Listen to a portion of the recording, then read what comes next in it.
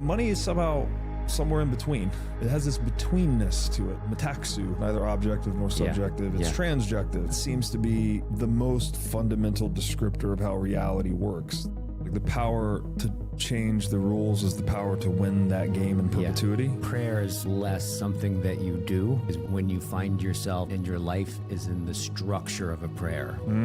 It sounds like you found yourself in the structure of a prayer. I think I was maybe subconsciously trying to assemble pieces of a full father figure from multiple male role models. There is no set of propositions that can finalize a utopia in reality. I always know where the person just didn't find their career, but they found their vocation. When what their vocation requires is them facing their deepest fear. Irreducible complexity of reality is a real thing, and you need to always be respectful of it. Whatever you think you know, there's probably 99 other things that you definitely don't know. Thank you so much for tuning in to Circling Dialogos. If you are inspired by what we talk about on this channel and want to dive deeper and in fellowship with others, there's a number of ways you can do that. One is to become my client and work one-on-one with me. We also have circling events every week open to the public. We also do weekend intensives for circling every 4 to 6 weeks or so. And we have a year-long Art of Circling practitioner training program. We also have self-study programs that you can do at your own pace. All the relevant links, including my email, is below in the show notes. Please let me know if you have any questions.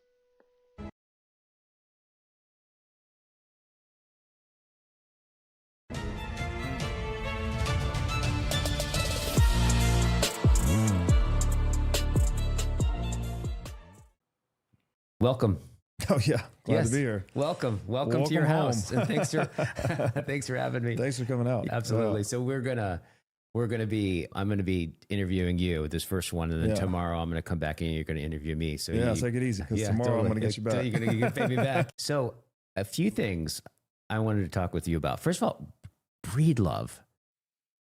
An awesome name. Thank you. That's probably the most aspiring name I can imagine. I appreciate it. Just imagining in the background, right? Breeding love all the time, right? That's awesome. Yeah, it's my mom's last name. It doesn't mean what it sounds like whatsoever. I have an ex-girlfriend got me, I don't know what it's called, but they just show you the history of it, basically where the name comes from. And it's from like a Scottish clan, and it means wolf hunter or wolf trapper. Oh, interesting. So it doesn't have anything to do with breeding or loving.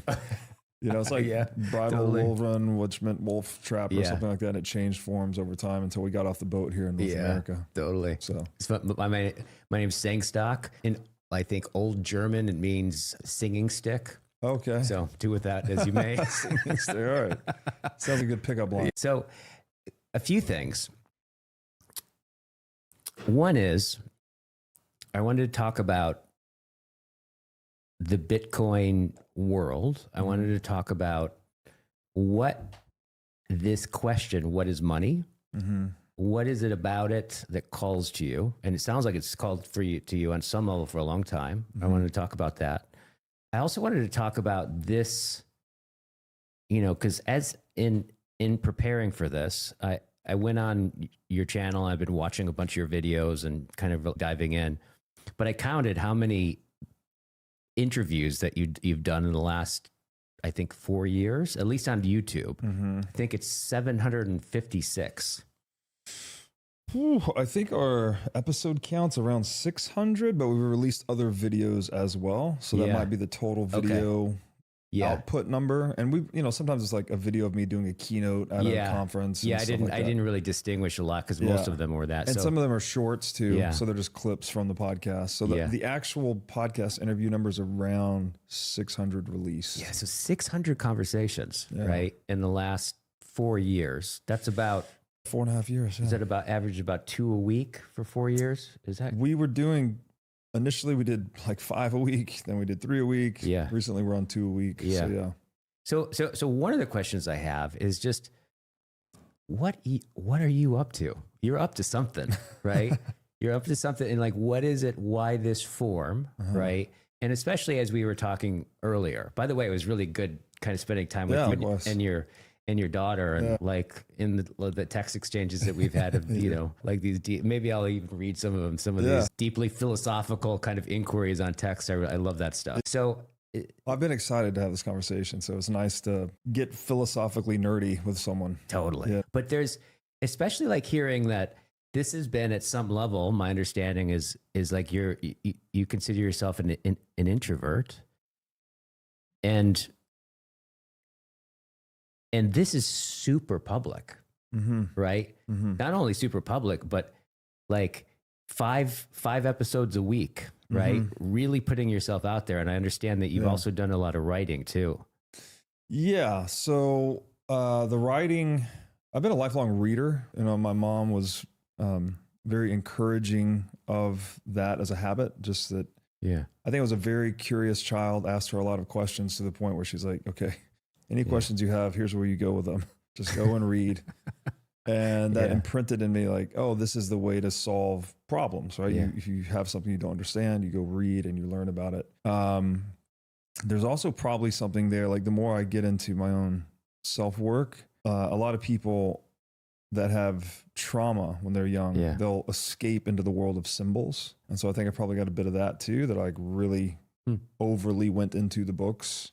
I've noticed too in times in my life where like I've had crises, like some of the stuff I was sharing with you earlier, when I really didn't know what to do, I would just double down on the books. It's like, well, let me just read. Yeah. And so that's been a pretty much a lifelong habit since I was, 11, 12, 13, been reading pretty seriously most of my life. I try to read a book a week right now, which technically it's 40 pages a day is what I try to do as my daily commitment. And that's about a normal sized book a week. The writing didn't come until I got into Bitcoin, actually. I was just trying to, a lot of people have had this experience. They discover Bitcoin, they have the epiphany that, oh, this is a really big deal. And you start consuming all the content you can, which for me was mostly written content. I did listen to some podcasts as well, but mostly written content. I would say the orange pill book for me was The Bitcoin Standard by Safedina Moose. And so as I was going on that journey, I reached a point of, I guess, saturation that I wanted to start writing about what I was learning to try and like share it with other people. And this is all pre-podcast. And then, inspiration for starting the podcast, Peterson said something once. He said something to the effect like, with the advent of YouTube and podcasting, the spoken word now had the reach and permanence of the written word, like that we have with books, basically. But now we have this permanence in digital space. And then also on that thread that the cost of bandwidth had effectively gone to zero or near zero. So you could now talk about really big ideas, and give them as much room to breathe as necessary. And, that struck a chord because Bitcoin is such a complicated, big idea. It's very interdisciplinary. You need to know a little bit about a lot of things to kind of put all the pieces together and have the epiphany. And so I thought that was kind of a match made in heaven. It's like people in Bitcoin throw around the number 100 hours of studying before you really start to begin to understand Bitcoin. It's like 100 hours to begin your journey and, like 1,000 hours maybe to really be mature in your journey. And so those two things, I was like, oh, we now have this very cheap bandwidth. It's got a lot of reach, a lot of permanence. You can take big ideas and get them out there very fast. And then Bitcoin is, this philosophical rabbit hole. Boom, match made in heaven. So also going through, because I am, and I identify as an introvert when I've taken the Myers-Briggs test. Like sometimes I test as an extrovert. Most of the times I test as an introvert. So I'm like near the middle, but I tend to be, I feel like I recuperate my energy in solitude. And so for me, that's the defining feature of introversion. So I had some hesitancy to say the least of like talking on camera, going on camera. But I had been doing it, appearing on Bitcoin podcast. And then as I was getting feedback from people, hey, we like what you have to say, we like your writing, and then going through some crisis in my personal life, which I shared with you earlier, kind of left me at this point of desperation to some extent. Like, I don't know what else I'm going to do at this point. Yeah. You know? Yeah. And so I jumped into the podcast circuit and then got very lucky with the big first guest. Yeah. And it went from this, you know, kind of... Who was your first guest? Michael Saylor. Yeah. Yeah. I thought it was just going to be kind of a nerdy side project, you know, when you start a podcast. At least I didn't have very high expectations. I thought it was just going to be something I did. And because he was the first guest, it did immediately become a viable commercial business. Wow. Wow. You know, by episode 9, like I had all of the ad inventory sold and all that. So it became a business immediately. And then that gave me a lot of freedom and opportunity to just be kind of a professional nerd / philosopher. I just got to go down these rabbit holes, read the books, talk to the people I wanted to talk to. Yeah. And that's what I've been up to so far. Wow. This is one of the things that was striking to me. I didn't know this. Is it sounds like in 2022, which is when you started the podcast, was also November 2020 or 2020 rather, was also the same period that you were in a pretty dark place in your life. Mm-hmm. Yeah. And so it was just interesting to me. Something about that makes sense hearing that, like that in some way, the unfolding of your podcast is actually the unfolding of coming out of this darker time. Right. For sure. And cause I get this sense with you where, well, for example, I was going through some of your titles and in my mind, I just replaced the word Bitcoin or money. And I just replaced it with something God or love or something inexhaustible. And pretty much if you replace the word, most of them, it would work. Right. And so my sense is, right, that there's something actually deeper that you're called to in this, right? Now, I've heard you talk a lot about referring to yourself as really cognitive. And I know what you mean. I know what you mean. It's obviously you've developed your cognition. You've been reading books for a long time, right? You're clearly really intelligent. So I get what you mean when you say that. However, my intuitive sense, and I wanted to ask you about this, is whatever it is that calls you to cognize is nothing totally cognitive. There's something, I just kind of get this sense, and it seems like for whatever reason, money, well, I'll ask you this, is money for you a mystery? Quite. Yeah. So, yes. You know, I've been asked a lot, right? Why that question? Why did you name the podcast that? What is it about that question that's called you, as you're saying? Yeah. I first have to give credit to the book, which I think is on the shelf behind me here. Creature from Jekyll Island. Creature from Jekyll Island. I've heard you quote that book a lot. Yeah. So I read this book when I was 20 years old. It's about the inception of the Federal Reserve. It's got a history of central banking. It does. I think there's actually, I read it when I was 20, but I listened to it recently, probably 2 years ago. There's a subchapter in that book titled "What is Money?" Right? He actually goes into the ontology or the nature of money. Yeah. And so maybe that planted a seed. I've got to give credit where credit's due. I didn't consciously use that as the name of the podcast, but it definitely left a very significant mark on me. Yeah. And when I reached the conclusion of that book, I guess my realization was that central banking was the biggest meta problem in the world. You might say I didn't have this language at the time, but now, you know, drawing on a lot of conversations you guys have on this little corner of the internet, as you call it, you know, it's the problem that's upstream from the most problems. So, you know, money printing is used to fund things, you know, propaganda, warfare, etc., which we go into a lot. So there's that avenue on it. There's also this thing,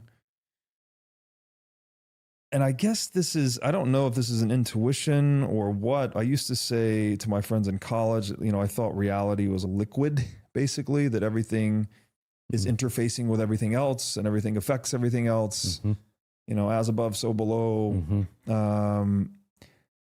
More recently, I would say it has something like a language-like structure, you know, which is kind of like the logos, perhaps. You know, the logos is obviously, I've only in the past few years started to develop conception and language around that, but the idea of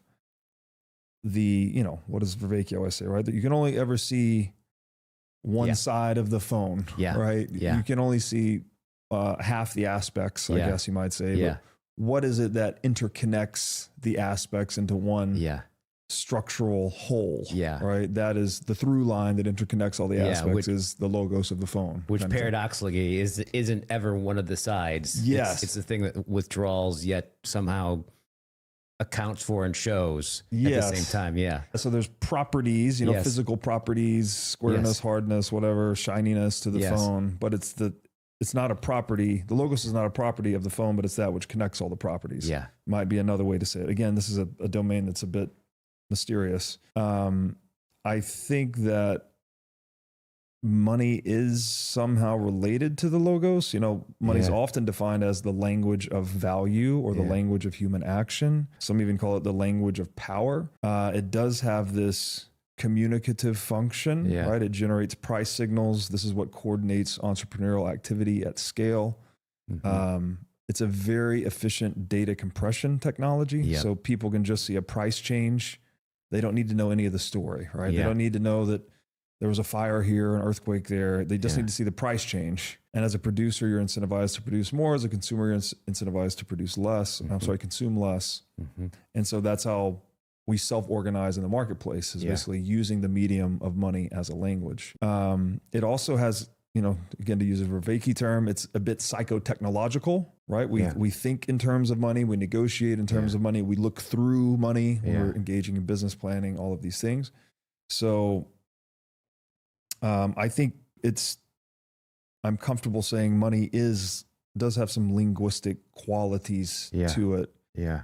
And then again, as you're talking, you're basically kind of, as I just realized, it's like, as you're talking about money, you're basically showing all the aspects, like you were the phone, like all the different aspects. Yeah. But this is just kind of one aspect, right? Because that's just under one definition, right? Money is the language of value. You could go into all these ways in which it is like natural language. Totally. So it's got a linguistic aspect to it. But it's also because mathematics is a language too, right? So not just natural language. We also have mathematics. The mathematical aspect. Yeah. So natural language, I think, is mostly used to communicate our subjective experiences. Yeah. Right? We're interconnecting our minds and sharing conceptual landscapes with one another using natural language. Yeah. Spoken language, verbal language, right? Yeah. English, what we're doing right now. The thing we're doing right now. And it's an open source software we're using to share subjective experiences, let's say. Yeah. I think mathematics is it's a different form of language that we use to communicate about objective experiences. Right. Not even, I don't know if experience is the right word, but mathematics obviously has a very tight grip on the universe, right? It's the language of engineering, accounting, et cetera. Yeah. And then money is somehow somewhere in between. Yeah. It has this betweenness to it. A term I've discovered recently by listening to you guys is the metaxu. Yeah. The metaxu. Right? Oh, yeah. There's always something intercategorical. There's always something between. By the way, have you listened to the Desmond interviews I've done? Because he's the one that brought that term in. Okay, so no, I need to listen to that though. He's awesome, Irish philosopher. But it's that's a good term. Like, I'm glad there's a term for it, because I've always just said, like, the betweenness. Vervaeke uses transjective, right? It's neither objective nor subjective. It's transjective. He often uses the example of adaptivity. Is the adaptivity in the great white shark? Like, well, no, because if you throw it in the desert, well, it's not fit to that environment and it will die. Right? Okay, well, so is the adaptivity in the ocean? Is it in the environment? Well, no, because you put a camel in the ocean and it's not fit to the environment, it's going to die, right? It's adaptivity itself is transjective. It's a real fitness relationship between the shark and the ocean. And so that seems to be the most fundamental descriptor of how reality works, that things are in real fitness relationships. Affordances is the term Gibson used in his book, An Ecological Approach to Visual Perception. Again, a lot of this thinking is just listening to you guys, and then you reference a book, and then I go read the book, and then it gets into these things. So I'm very grateful to, like, intuitions that I've had for a long time. There are other people that have, I guess, had similar intuitions and developed language around it. Right. But you find it, I find it funny in a way that asking a question like, what is money? And you end up reading a book like that, an ecological approach to visual perception. Like, how does that have any relationship to finance? Often when I tell people the title of the podcast, they're like, oh, so it's a finance podcast. I'm like, actually, that's the only thing we don't talk about. Yeah. Well, almost the only thing we don't talk about is finance. You know, we don't talk about, you know, investments and how to structure your portfolio and whatnot. We talk about the nature and history of money. But it's more of this philosophically tantalizing question to go into these deeper domains and really try to understand how the world works. It seems something the way, I think it was Aquinas who said, he talked about time. He's like, as long as you don't ask me, I know exactly what time is. Yes, exactly. Right. But the moment you ask me, what is time? I'm just utterly perplexed. Yes, right. Yes. So there's something like that about money as well. Well, time is money. Time is money. Time is money. Another and by the way, aspect. How do we metaphorize our experience of time? Yeah. Well, how did you spend your day? Invest your time wisely, you know? Totally. Don't waste your time. Yeah. So we're metaphorizing, we're using the embodied experience of transacting in money to describe the abstract experience of time. Yeah. Yeah. And so that's very interesting to me too. It's not just, it's not just, I don't know. Well, you brought up mystery, right? What is the most mysterious thing in the universe? Is time. And money is deeply related to it. Yeah. And money is also, again, the medium through which we are trading our time with one another in a way that's maximally productive. Right? Yeah. The price signals are telling us this is what consumers actually want. These are the supplies of capital that are actually available. Yeah. And that's very meaningful, right? I don't think we give it enough appreciation. Right. You know, we appreciate natural language, we appreciate mathematics. Totally. But even in, you know, Plato and Neoplatonism, Vervaeke said this once. I think, I don't know if it's Plato or someone else, but it's just filthy lucre. You know, money is, it's just this gross kind of thing that we use. But they just didn't have an appreciation for Austrian economics, Mises, the concept of self-organization, right? That's afforded by money. Money is actually one of these critical linguistic or logos technologies, like natural language, like mathematics. So on one level, we're talking about when people talk about money, they usually talk about it's really concrete. I don't have $550 in the bank. I have $554.72. There's something very realistic about money in that sense, right? Precise, like mathematics. Like there's a mathematical sense. So usually I would say when most people objectively think about money, they think about it like the mathematical side or something like that, right? But what you seem to be opening up with the question like the ontology of money. What is money as such? And what I'm hearing is that it does have this reality aspect to it. In fact, isn't that in gist what Bitcoin did? Is in some sense it actually restored reality, like to in the sense of that, you know, you have whatever number of Bitcoins and you will always have that number of Bitcoins, right? There's something that doesn't change. It's like a law of physics there. Thus, it can't ever, and the way that it's set up in the network, it can't ever be corrupted, right? Which is not the case with fiat currency and all that kind of thing. So there's this kind of, it seems like there's something, that sense of reality, right? Of that there's something that our maps or ways of thinking of it doesn't touch, right? It's actual territory. Right. Well, you're jumping ahead of me now. That's exactly where I was going to go. The map and the territory. Yeah. You know, I forgot the philosopher, his name, but famously said the map is not the territory. Yeah. It's just really quick. Is the kind of the point I wanted to bring up to have you elucidate. That being said, you start going into that and now you're into personal growth things. You're reading all these philosophers, you're talking to all these people about meaning, Vervaeke. Now you're talking to me, this guy, the circling guy, relationship kind of guy, right? And it seems that seems part of the phenomena of money somehow. All that is connected. Yet there's this kind of territorial part of it, this reality, but yet there's all these other points of reality that aren't as mathematical or that. Well, it's a true mystery. I'm going to try to answer what I think you're asking, but let me know if I'm going the right direction. I don't even know what the question was. I appreciate you trying to hear a question out of that. No, the quote that, and I think this is one of the most important. Well, I'll just share all three of them, I guess. I think 3 quotes that I always come back to. I think there's some of the most important philosophical quotes. Yeah. The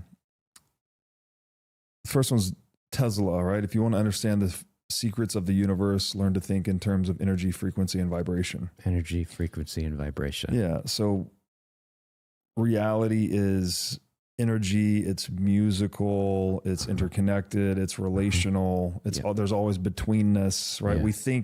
We often think our words are reality, but they're just maps. Yeah. Or the irreducibly complex territory, Yeah. which brings me to the second quote, the map is not the territory. Yeah. There's always a delta between reality and representation. Yep. And when we don't appreciate that, we become vulnerable to very serious errors. Yeah. Up to and including totalitarianism. Like when you ideologies. Exactly. When you think that, Vervaeke says this, right? When you think you can collapse the totality of reality to a set of propositions between your ears, like you've ignored all the other centers of knowing. Yeah. You also are in this position where you think, oh, you're an actual know-it-all, right? Like we've actually, from each according to their ability to each according to their need. That's all we need to do, and we'll usher in the utopia. You have ideas that are so good and so profound that it's okay to go out and coerce people into accepting them. And if you need to kill a few people to get to that utopia, well, it'll be worth it because it's the utopia. But if you have, and this goes back to God later, I think one very useful conceptualization of the word God in natural language is a word for that which is beyond words. So if you take God seriously just in that respect, not even getting theological about it, maybe that is theological, I'm not sure. Yeah. But you'll have this reverence and appreciation and humility that there is no set of propositions that can finalize a utopia in reality. Yeah. Right? That we need this ongoing process of truth discovery. The third quote that I often come back to is Musashi, "The way is in training." We can unpack that one more later, but I think that's got a lot of meanings. What was it again? The way is in training. Yeah. Okay. And so if reality is fundamentally vibrational, right? Energy, frequency, and vibration.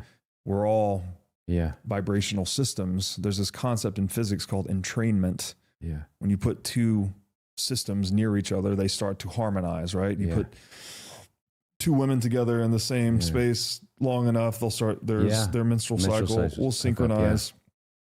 Husband and wife start to look like each other over time, talk like each other over time. People start to look like their pets. There's Rene Girard's whole thesis of mimetic desire, that all human interaction is fundamentally imitative, and we're constantly imitating one another. Yeah. Our personalities become like an amalgam of all the imitative relationships we've had over time. Yeah. Not one for one, but like the people that we look up to or we find awe-inspiring. Yeah. And so, everything's energetic, it's vibrational, and words are still strange here. Like I would like to reduce words and say, oh, they're just maps for the territory of reality, but words too are vibrational in their own way. The meaning of words is not as objective as we often think it is, right? There's the speaking is as much a language as is the interpretation. Yeah. Right. And so the conversation's always this dance between 2 parties. And maybe that's what contributes to the entrainment of our minds in a conversation. It's like we're vibrating on a certain frequency. Yeah. We're using the open source technology of English to try and get on the same wavelength. And then we can engage in distributed cognition and solve bigger problems than we ever possibly could in isolation, right? So that's natural language helps us do that, but also mathematics helps us do that, but also money helps us do that. So it's like we become one coherent whole when these things work well, right? And, I guess that gets back to the logos in a way. I don't know exactly. One of the more primitive definitions I've heard of the logos is that it just translates as word or ratio. Yeah. So many different ways of translating it. Yeah. But obviously the ratio, which I think is very essential, you know, in mathematics, we have, well, the ratio, numerator and denominator. And proportionalities in there, right? Yes. With ratio, yeah. And all proper this, proportion. all the sacred geometry, Yeah. you know, sine, cosine, these are like the ratio basically of one side of a triangle to another side of a triangle. All the mathematical constants, right? Pi, it's basically the relationship of the circumference and the diameter, right? It's 22 over, all these things are ratios basically. All of mathematics is constructed in ratios. Yep. Similarly, natural language is constructed in metaphor basically. But instead of numerator and denominator, we have target domains and source domains. Yeah. And this is not just the construction of phrases. Yeah. You know, time is money. We target. So you mean target meaning where it's headed? So I would be the source. I say the metaphor, and you're the target. So I'll give you an example. Is that how you mean? Or and this is my thinking here is inspired originally by the book Metaphors We Live By. Yep. And there's been a lot of thinking about metaphors beyond that. And I read a few of those books, but the word understand is what I like to go to. You know, understand, to stand under something, right? Yeah. The word itself is a metaphor. Yeah. When you understand something, you get closer to its substance, right? Standing beneath. Sub is beneath, stance is to stand. Yeah. So we're taking the physically embodied experience of standing beneath something to get a deeper perspective on it, right? That's the source domain. That's the embodied human action experiential domain that we can all relate to. And so that becomes the source domain. And the target domain is the meaning of the word understand, which means like conceptual comprehension, right? Like you get the idea, you get the point, or what, you know, get the point, even point, obviously metaphor, get metaphor. So all of natural language, I think, let's say all, let's just say the vast majority seems to be constructed in these ratios of meaning we call metaphor. And so that's interesting to me. Like it has a logos-like quality, right? If logos is word or ratio, it's like metaphor or ratio. And then money too. We mentioned pricing signals earlier. Prices are just barter ratios, right? Instead of telling you how many tables a bottle of water costs, I tell you the table costs $400 and the bottle of water costs $4. Yeah. Right. You get a common language of numeracy basically. Yeah. And it decomplexifies trade, economic planning, et cetera, et cetera. Yeah. So these things, it's like we get a lot of data through our senses and then we need to compress that data a lot to be able to share it with other people. Yeah.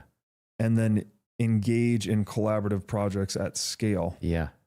And I guess that's kind of where I'm at on the what is money journey, is like, it is one of these technologies as important as natural language, as important as mathematics. Yeah. And again, if natural language is subjective, mathematics is objective, I think money is transjective. Right? It's kind of in between. It seems to lend itself to the between specifically. Yeah. There's something about this that, because it's neither subjective nor objective, by the way. Yeah. It's based on demand. Yeah. But there's also supply, right? There's an objective supply and it's somewhere in between. Yeah.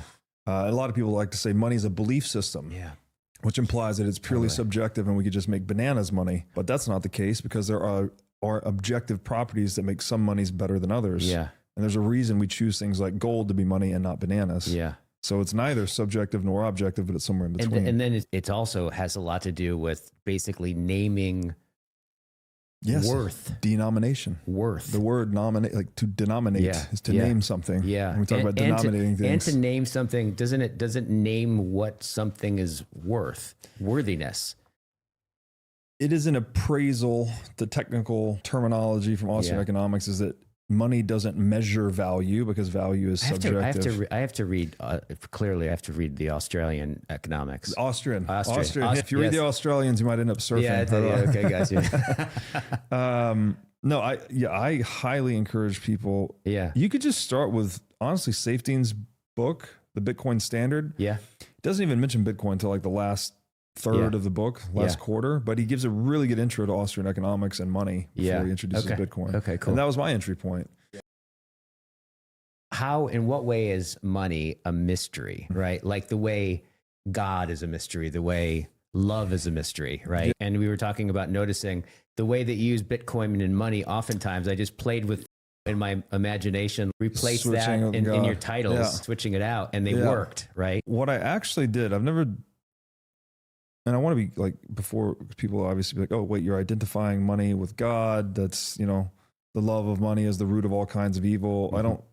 I hope I'm not doing that. Yeah. Like, if anything, I hope the Bitcoin journey has taken me the opposite direction, right? I've developed much more of an appreciation for what human interaction means, right? That like universalizing the principle of consent, for instance, how important that is. Yeah. But what I have done is the book Human Action by Mises. Yeah. If you go through his book, this guy didn't learn English until he was in his 50s, I think. Uh-huh. And he wrote his magnum opus, Human Action, and then translated it himself into English. Yeah. But if you go through that book and you replace the word market with God, you get very interesting sentences. Yeah. Yeah. And I've heard Jonathan Pajot describe God. He says, the first thing I'm going to say about God, I'm roughly paraphrasing Pajot here, so forgive me if I'm not exactly saying this correctly. Yeah. He goes, the first thing is that no matter what you say about God, you're wrong. Right? Yeah. Because again, if God's the word for that which is beyond words, then no set of words is it's apophatic. Exactly.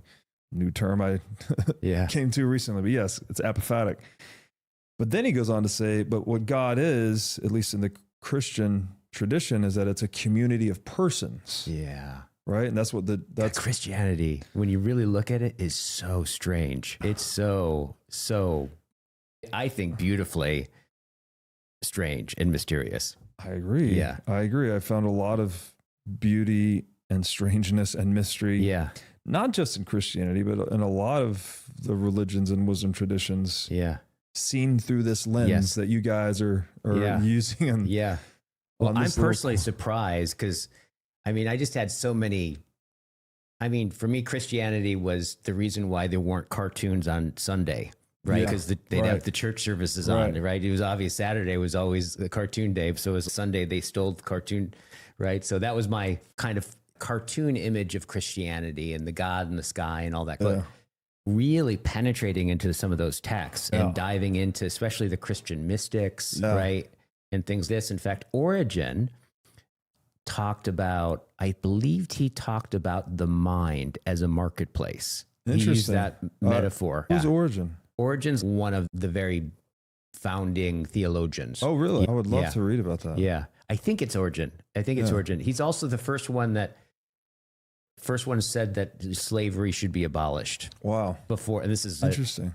David Bentley Hart makes a lot out of Origen. Okay. Right? Fascinating. Yeah. There's an argument made in Safeteen's later book, Principles of Economics. I don't think it's his original argument, but he packaged it very nicely, that it was actually the Industrial Revolution that led to the sunsetting of chattel slavery. Because when you get industrial capital, first of all, the value of people's time goes way up. So the input human labor becomes a smaller proportion of the total output, basically. Further, it's much more difficult to enslave someone that's operating a piece of heavy machinery, right? First of all, they might sabotage, they might use that piece of machinery to rebel. And this gets even further compounded when you get into the digital age and knowledge work, right? Like, how are you going to coerce someone to engage in knowledge work? Like, maybe it works a little bit at the edges, but you know, it just seems like less feasible, basically. Yeah. And so I think the market, it really is a very profound thing, right? It's what gives rise to these technologies. These technologies often define how we organize ourselves socially. Did the industrial age or industrial age technology, was it the sole contributing factor to the abolition of slavery? Probably not. Like, there's a lot of factors at play. But I do think there's good arguments to be made that it did contribute to some extent. Yeah. The other thing that's interesting about the market and God, this is something Peterson has said before, right? Like, God is the omniscient, omnipotent, omnipresent, right? So knows everything, is all powerful, is everywhere. Yeah. Okay. What is the only thing that being lacks? The limitless being. What does that being lack? Well, the being lacks limitation. Yeah. Therefore, we need the imago Dei, right? We are made in the image of God. Yeah. to complete God in a way. Yeah. God needs to experience finitude and limitation in us to complete himself, even though it's not exactly right? He's transcendent and perfect and all these things. But the connection to the market there, which again, Peugeot described God as a communion of persons, as explicated in the Christian Trinity, is that the marketplace, I think, is the closest thing to an omnipotent, omnipresent, omniscient entity, right? It is, as Vervaeke often says, it is in distributed cognition that we solve our biggest and most complex problems. In the first chapter of Matt Ridley's book, The Rational Optimist, he talks about how no one knows how to make a computer mouse. No human knows how to make a computer mouse. No company knows how to make a computer mouse. Only the distributed logistics network of the global economy knows how to make the computer mouse.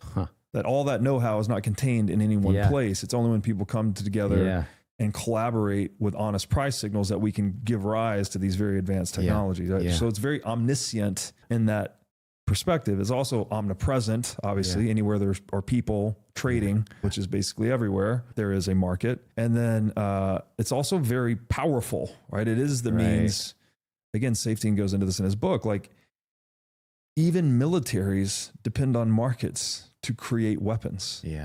Right. The military itself is not a market phenomenon, right? It's just going and blowing. It's the opposite of a market in a way. It's not respecting private property and trading. It is non-consensually blowing people to smithereens. But to manufacture the means to blow people to smithereens, it depends on markets. It's not like the government's sitting in some chamber, like manufacturing its own weapons. It actually needs trade and the movement of knowledge and goods to create these things. So I'm not saying that the market is God. I want to be careful there, but it does seem to be very close to it. And this is where I think I have a gripe with Vervaeke and many of these guys. Is like they often equate like, oh, there's state power, which is bad, and there's market power, which is bad, and we need something else. I'm like, no, I don't think we have. The market has been hampered throughout all of human history, as far as I can tell. And we've gotten better, right? We've come a long way, right? We're in the digital age, et cetera. But we still have a centrally planned money as one half of every transaction, right? Money is one side of every transaction. Well, the money we use today is a product of central planning and Marxism. It is not a market phenomenon, right? We don't trade in gold. We don't trade in Bitcoin predominantly. Most of it's done in fiat currency. Fiat currency is not a market phenomenon. It's a market. It's not a market phenomenon. Basically, it's a central. It's a result of central planning. Basically. So I feel as though, especially guys deep in academia, which just probably outsource their opinion on economics to the Keynesian economist that's the next building over. They have a very dim view on what markets actually are and how important they actually are. I really think they are central to human flourishing. And I think even civilization itself might be usefully defined as the mission to make everyone rich via the social institution of private property. That's the point of all this trade, is like we're trying to increase aggregate human output to accumulate more capital, which is more of a buffer against the uncertainty of the future. Right? It's the walled garden in the wall in the walled garden, if you will. That's all accomplished through markets. And if anything, we are impeding markets from functioning fully or optimally through the central planning of money. So it sounds like that. It sounds like one of the through lines that you're considering with money. What is money, right? In all of its aspects, what gathers it together. It sounds like the closest analogy term that you can come up with is logos. Well, or if it's money is the language of human action. So logos, just in the way that I think about logos, is the Greek sense of the word of gathering. Yes. Right. So, and it's interesting to think about this. It's anything that is at all is itself by a gathering of itself such that it belongs together in its unity. That's right. But here's what's interesting is the gathering itself, the process, isn't one of the things gathered, right? Correct. It's the withdrawing aspect, Correct. right? It weirdly shines forth, but withdraws, right? Yes. That kind of, that thing that shines, but it's actually light in that way, that the way light is light by it lights up everything by withdrawing itself. Yes. Right. It conceals itself and then lights up everything, but itself you can't ever see. What does right? Plotinus say? Yeah. That the eye does not see light, but sees by way of light. Yeah. Yeah. Yeah. There's this, it just makes a lot of sense to me. A logic of logos, right, seems to be at the heart of this, because money, it's exchange. It's exchange. It's about relation and bring things together, right? It determines that togetherness in so many ways. It regulates it. There's this gathering sense about it, right? I think you've put your finger on something very important. I actually haven't framed it that way before, so hopefully we're in the logos now. Yeah. In but the dia. Yeah. Yes. Through logos. It is gathering together a lot of disparate facts, information, and compressing it all into one mathematical language, basically, right? So, well, first of all, every good and service in the world, right? Yeah. Every piece of creative output that any human does anywhere in the world and sells it into the marketplace, well, it's gathered together under the rubric of price, right? So we can compare, oh, well, I could buy, 100 bottles of water at $4, or I could buy one $400 table. Yeah. We've gathered now these totally different things under the one concept or one communication tool, let's say, which is the price. Yeah. It also gathers together people, right? People have net worths, right? The net worth is a very important part of your standing in a socioeconomic hierarchy, right? Yes. You might be high in the hierarchy for reasons of power or fame or something else, but those things tend to go hand in hand with wealth, right? And how do we actually denominate who's on the Forbes top 100 or whatever? Right. Well, we have a number, and it's called net worth. Right. And you've taken a fair market value of all their assets, and you've added them together, and you've put a number on that person. Yeah. I want to be careful here. It's not worth, right? It doesn't mean Elon Musk or whatever billionaire is the most worthy human in the world. Yeah. Right. I'm sure they have all their flaws and all their stuff as a person. But in this one domain of like, well, no, Musk is totally healthy and balanced, isn't he? in this one domain of like producing goods and services, assuming you acquired that money consensually, which is very important, because you also have people like, and I'm not picking on Putin in particular. You could put any statesman here. Yeah. Trump, even Putin, whoever, anyone that engages in statecraft. Yeah. If they've accumulated that money non-consensually, that's not okay, right? Yeah. They stole that money from someone, basically. Yeah. So you haven't added anything to human productivity. You've actually subtracted from it to establish your net worth. Right. But there's still a gathering together, right? There's a gathering together, and you now can compare goods, services, individuals, business plans, even when there's natural disasters, right? Like, oh, there was $8 billion of damage from this hurricane, right? We can gather all of these disparate events together under one common tongue. Yeah. And so again, the data compression thing, right? Yeah. We don't need to know all the details, the he said, the she said, the who got hurt and what happened. And you can just kind of compress it into one thing. Yeah. And so there's a great gathering together. Totally. Through money, through price signals. Totally. So it's funny because now when I think about that gathering, I mean, if you take that gathering, right, and you then corrupt it, you make it something that just isn't gathering, something that the government kind of decides when to print money, and it's not based off of gold, it's not based off any standard outside of itself, it's something else, this other thing in the central bank that's happened, before 2008, but really got known, is my understanding of that. What is it? Is it still logos here, or what is it when it's here? I would have to point that question back to you because I don't understand the logos well enough. But like, what is it when in the book 1984, when they changed the meaning of war to peace, right? Or they changed the meaning of freedom to slavery, right? What is that? This is an attack on the logos. We have, words are kind of like points of social consensus, Yeah. right? When I invoke the word freedom or Yeah. well, let's pick a more prosaic word. Yeah. You know, why I invoke the word bottle. Yeah. Us having a fruitful conversation is dependent on our shared understanding of Yeah. when I say bottle, you decrypt the word as bottle. Yeah. Otherwise, we're speaking a different language, Yeah. basically, right? Yeah. So what is it called when the state intervenes with its ministry of truth or whatever it is Yeah. and says, this isn't a bottle anymore, this is a board? Yeah. You know, is that an attack on the logos? It sounds Lucifer in some real sense, right? Is it sounds like you're now human decision is taking over something, a platonic form, right? Yeah. It's taking over. It's saying, no, we say this based on whatever that is, right? Which I think we start to get into.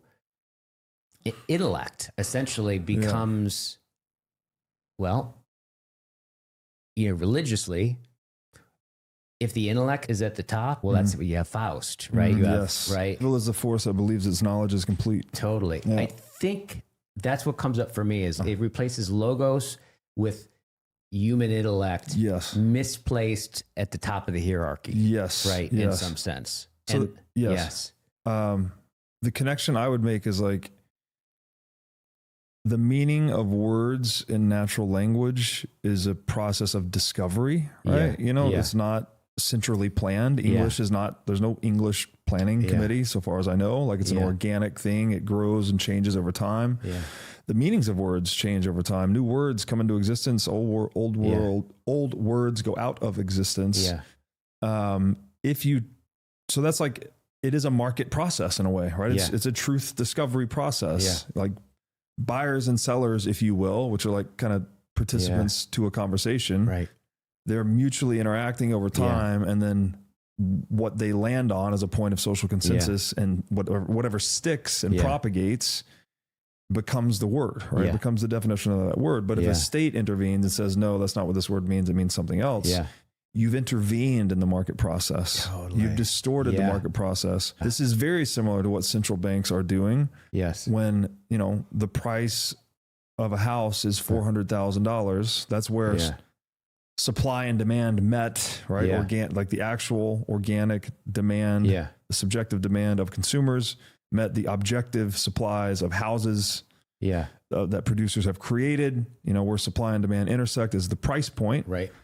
So that's an organic thing. Mm-hmm. But if the central bank prints money, then you can create that you no longer know that it's the intersection of supply and demand. Yeah. It can be an illusion created by monetary policy. So there's an intervening into the truth discovery process, either of price discovery or the establishment of words and their meanings. Yeah, totally. There's a lot of different theories about language, but the one that seems most obviously true to me is words.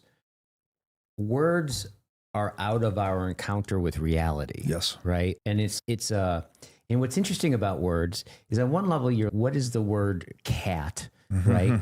Is there something about the sound cat? Is it what exactly is going on there? I don't totally know if I understand this, but Wittgenstein, his later work basically proved that you can't have a private language. Yes. Therefore, words aren't in here. They're not just subjective, right? They're transjective. Yes. They're between. That's right. So there's something, we can't just choose any word for anything, right?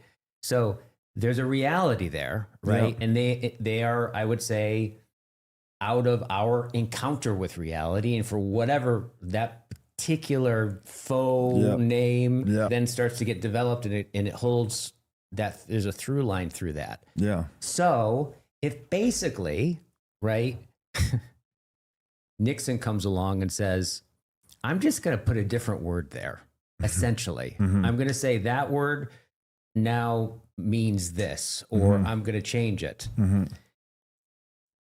What else could that be other than essentially taking over and making a reality claim, right?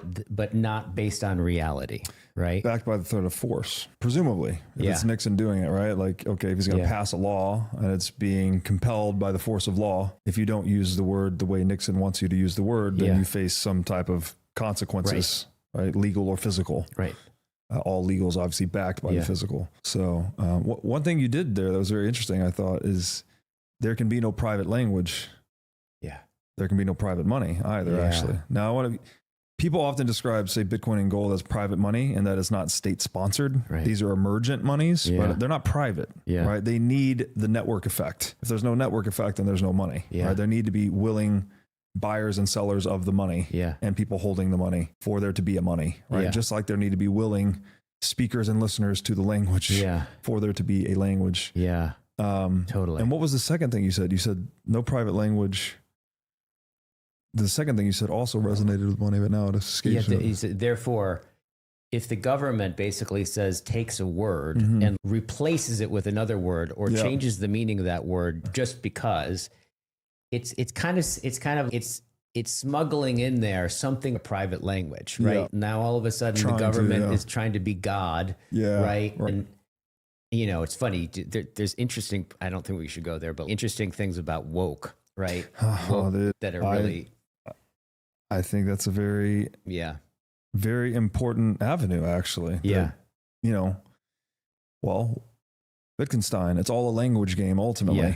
yeah, So when you start creating confusion around very basic identity terms, Yep. like now we can't define man or we can't define woman, aren't you then disabling people from using language as a means of dispute resolution and rational discourse? There's a saying that the purpose of free speech is so that our thoughts and ideas can go to battle and die so that our Right. bodies don't have to. right, So if we disable, or if the state disables through a state-sponsored ideology like wokeism, it disables people from using yeah, basic terminology to resolve things, resolve disputes nonviolently, or even just come to agreement on very basic terms. yeah, Well, then you're pushing.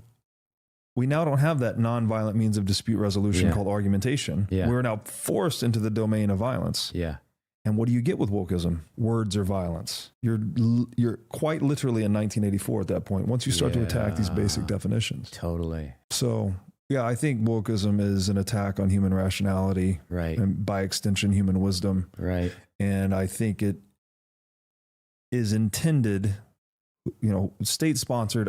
Who's behind it? I don't exactly know. Deep Yeah. state, central bank, whatever you want to say. yeah, But there seems to be this intention of keeping people antagonistic toward one another, divided amongst themselves, Yeah. and disabled from having upward mobility from a cognitive standpoint. yeah, yeah, Divide and conquer, basically. yeah, totally, Because the greatest threats to a state are a critical thinking, unified populace that's armed with high testosterone men leading them, right? That is Yeah. the greatest threat to the state. yeah, So why not just put a bunch of funny stuff in the water and get the testosterone all out of whack, start putting restrictions on firearms, Yeah. start telling them man equals woman or woman equals man, yeah, and getting them fighting amongst each other, Yeah. right? It's just sounds like a classic statist Totally. domination strategy. totally. So in some sense, I would imagine you would say something like, or someone could say something like, Bitcoin is in some sense bringing a reality that is uncorruptible, right? And then living within that reality, it starts to true things up in ways that you can't actually go in there and basically change the law of physics, right? I think I was watching one of your podcasts, and I thought this was a really great analogy. You said, just imagine if we could go in and change laws of physics, right?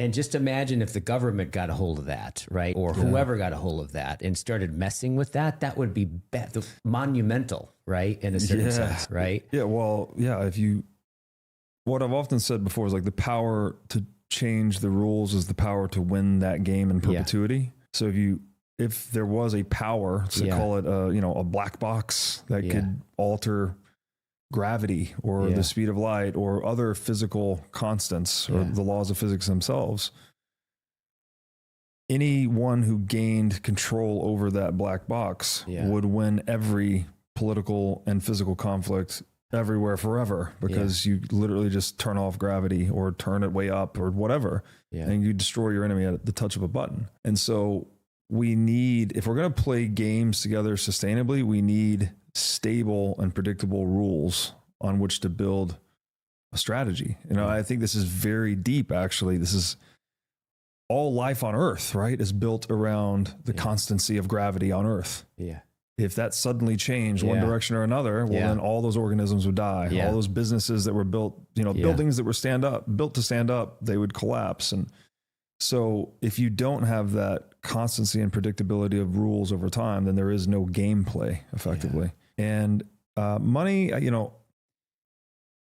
it's a bit of a scoring mechanism in a way. Like, obviously the intention is, okay, you could consider a profit signal. Like if someone's delivering a good or service and it's profitable, well, that means they've solved an error in a way, right? They found a way to do it better, faster, cheaper. Whatever that human desire want or that human problem was, the entrepreneur that delivers that solution at a profit is now signaling to everyone, hey, I've solved this problem better, faster, cheaper. And that profit margin induces more providers to come into the market space and compete for that profit margin. That's why profit margins get competed away, right? But this is all to the benefit of the consumer ultimately. And so if you don't have stable rules where entrepreneurs can go and deliver goods and services better, faster, cheaper, have profits that signal to other people, hey, this is something people want solved. And the net result of that is prices decline over time. Quality of goods and services goes up. New goods and services are discovered through innovation. Right? If we don't have that process, then we have some political, physical conflict going on to take the stuff. Instead of engaging in that positive sum game, the win-win game of economics, we end up in the zero-sum win-lose game of politics. And all of that is probably crystallized by Bastiat's, if goods don't cross borders, soldiers will.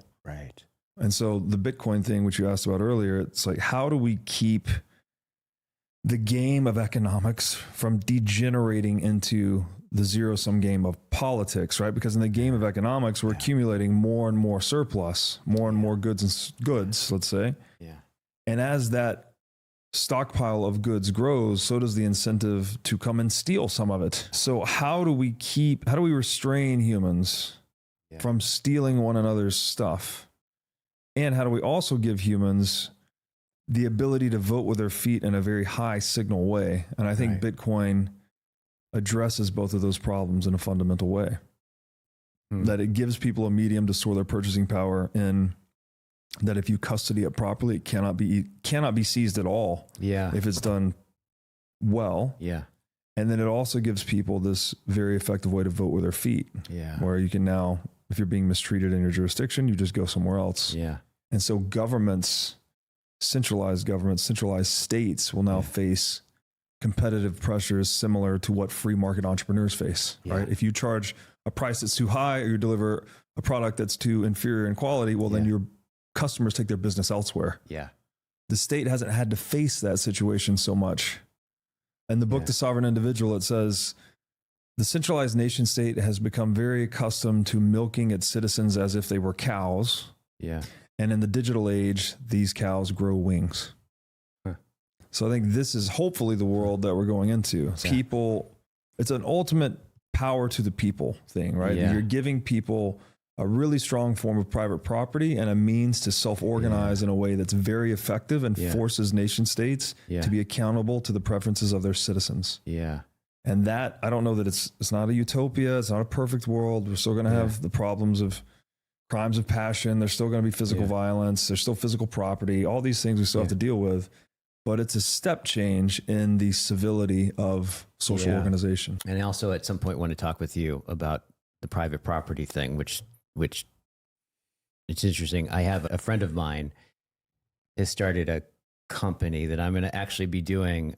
At his company retreat. I'm going to be doing a bunch of working with everybody doing some relational circling stuff before they do their business planning and stuff. But it's really interesting. I don't know if I understand it exactly, but he's basically said he cracked the code on how to tokenize land, right? Which I don't know exactly even what that means, but one of the things he said was that by doing this, you remove that weird situation where people can just buy land and then it appreciates, right? And then they sell it, right? More money, but the land itself doesn't change at all, right? And he says there's something about the way that if this works out the way that I'm understanding it to work out, he says basically the land can appreciate value, but you actually have to by you actually improving the land, right? It's that there's some way that all plays out that encourages that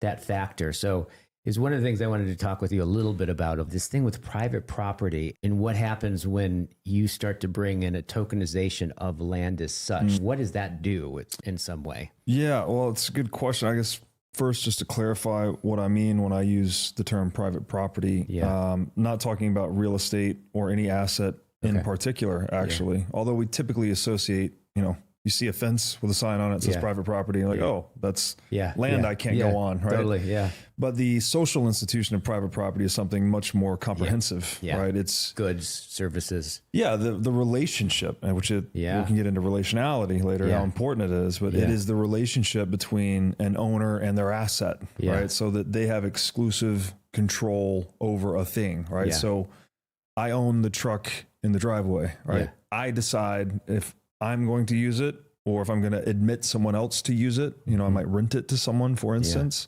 I also have the right to exclude people from using it, which is basically I exclude everyone from using it except myself, unless I'm going to loan it or rent it to someone. That's an exclusive relationship between me, the owner, and the asset, the truck.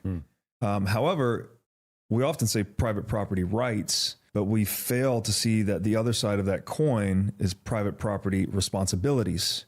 That it not only incentivizes rights, but it also incentivizes responsible stewardship of those assets. If I don't change the oil in my truck, or I don't change the tires or whatever, if I don't maintain it, well, then I lose the privilege of enjoying the benefits that it affords me. Right. So I have an incentive to both take care of the thing if I want to use it, basically. And so that's the social institution I'm referring to in particular. And I think I'm very radical in this viewpoint. People would describe me as like an anarcho-capitalist, that I think everything should be privatized. I think public property is an oxymoron. You can't, Aristotle said this a long time ago, when everyone owns everything, no one takes care of anything. There's no incentive to be a good steward to things, to public property, basically, because no one's benefiting from it. So when I say private property, that's what I'm talking about. It's that relationship between owner and asset. It is optimized when it's inviolable or inviolate, that it can't be broken arbitrarily. This is also the relationship that criminals and statists prey upon, right? Like if you don't pay your property taxes on your piece of real estate or home, well, try not doing that for a few years and see if you really own it, right? The state will come in and seize it. So you don't actually own it. You're renting it from the state. So we don't have perfected private property really anywhere in the world other than with bearer assets. Like if you hold physical gold that you can defend, well, then you own it fully. There's no liability associated with it. You don't need to pay a tax on it, et cetera, et cetera. You own it. Basically, the same is true with Bitcoin. As far as the tokenizing land stuff, I would encourage you to research the Oracle problem. I don't think it's been solved, and I don't know if it will be solved, actually. Always end up with a situation with, you put a thing on a blockchain, right? Whatever it might be, a deed, car title, whatever, document that represents ownership of an asset. First of all, you're still grounding out in the jurisdiction itself, right? So the state that issues the car title or the deed, you still have to pay the property tax. You don't have perfected private property in any of those assets. So there's that layer of trust, but then you also need to trust the issuer of the security token that one token is redeemable or maps to the deed or car title. So there's multiple layers of trust me, bro, which are problematic. And I don't think blockchain or anything is going to solve that. Now, I should caveat this though. There are projects being built on Bitcoin specifically that leverage its technology to attempt to solve that in some way. But I'm not the guy to talk to about that. But there are people trying to actually make headway on this problem, which is the Oracle problem of tokenizing real world assets. It would be incredibly useful if we could do that. However, I'm also skeptical because I don't think the state is going to relinquish that authority. Right? That is their control matrix. It's also where it's very pertinent to the tax base, right? That record keeping function. They know who owns what. They know who to tax. They know how to appraise things. So I don't think that security tokens, if they ever function technologically, they won't be a thing until the state has started to decline due to the rise of Bitcoin. Yeah. So one kind of little aside question. I'm in the Bay Area, so I'm around all kinds of kooky people. Nerds. Bunch of nerds, a bunch of conspiracy theorists. And I've had a number of my friends who are into all the conspiracies start to talk about this thing about, I don't know if I'm going to get this right, but something about the United States Incorporated, right? And they're doing something where we can write off and disqualify from that corporation, not have to pay taxes because of are you aware of that whole thing? And does any of that sound familiar? I'm not an expert in this domain at all. I do think it is a real thing, as far as I know. Taxation is not constitutional.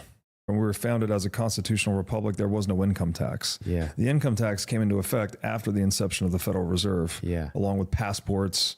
All these things that have become normalized, these were not normalized in the founding fathers' vision for this country. Right? They were actually... they were trying to create a decentralized governance structure that prevented the implementation of a central bank, that prevented income tax, prevented, impeding the free flow of people in and out of the country between states, et cetera. So I think there's some truth to it. I don't know the details.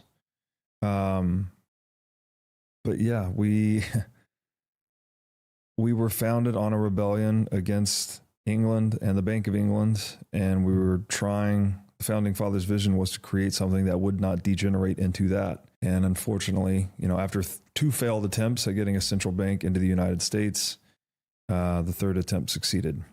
And ever since then, those things have degenerated, and we do have income tax normalized, we do have passports normalized, and we do have central banking normalized, unfortunately. There's a bunch of people out there that think that there's like loopholes about this and are... if you're a constitutionalist, I could say with a high degree of confidence that the income tax is unconstitutional. So you could take that. That's the implications of that are just simply wild.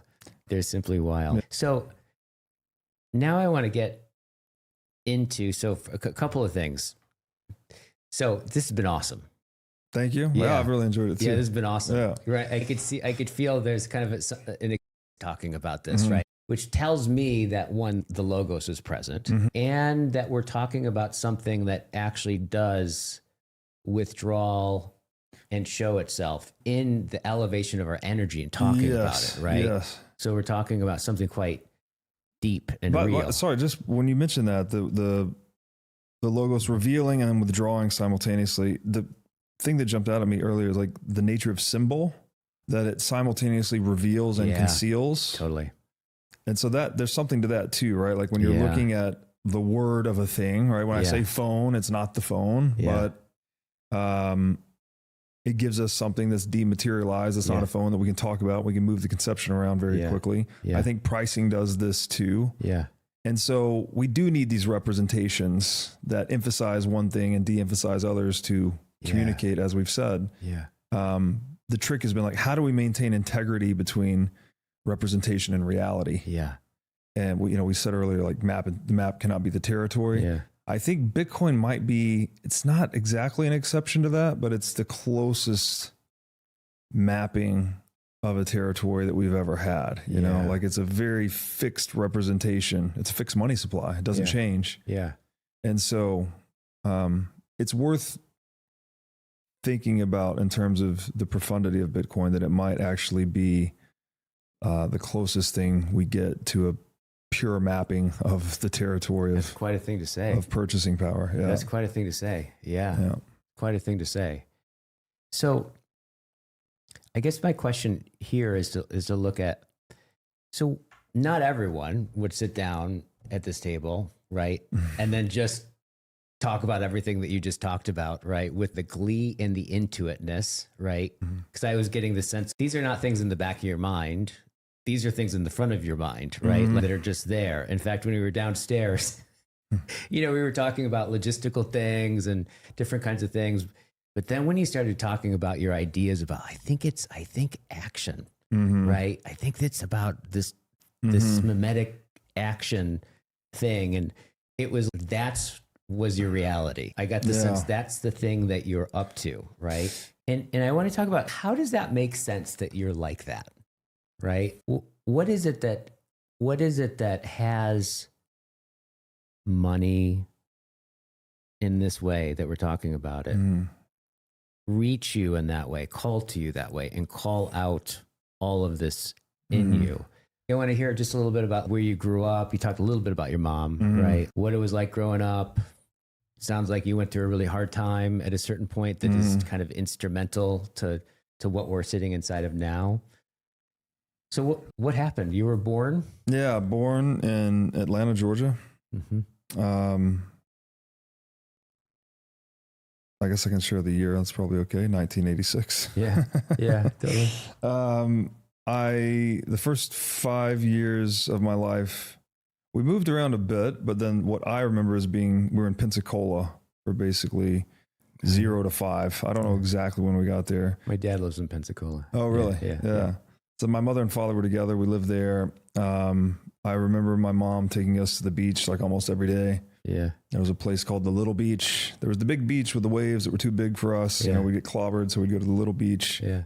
And unless sometimes we were with Dad, we'd go to the big beach, and he would, go pull a jellyfish out of the water or something like that. Do you have brothers and sisters, or? I have one brother. Okay. So yeah, it was my brother and I. I have a sister as well, but she's 11 years younger than me, so she wasn't in the picture yet. Got you. And how old is your brother?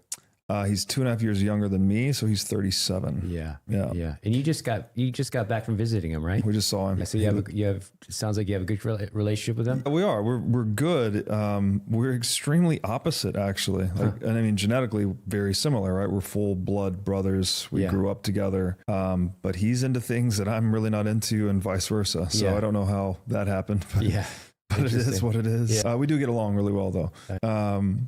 So yeah, I remember being on the beach a lot as a kid.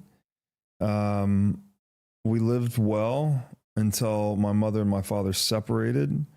How old were you when that happened? I think, almost 5 or 5.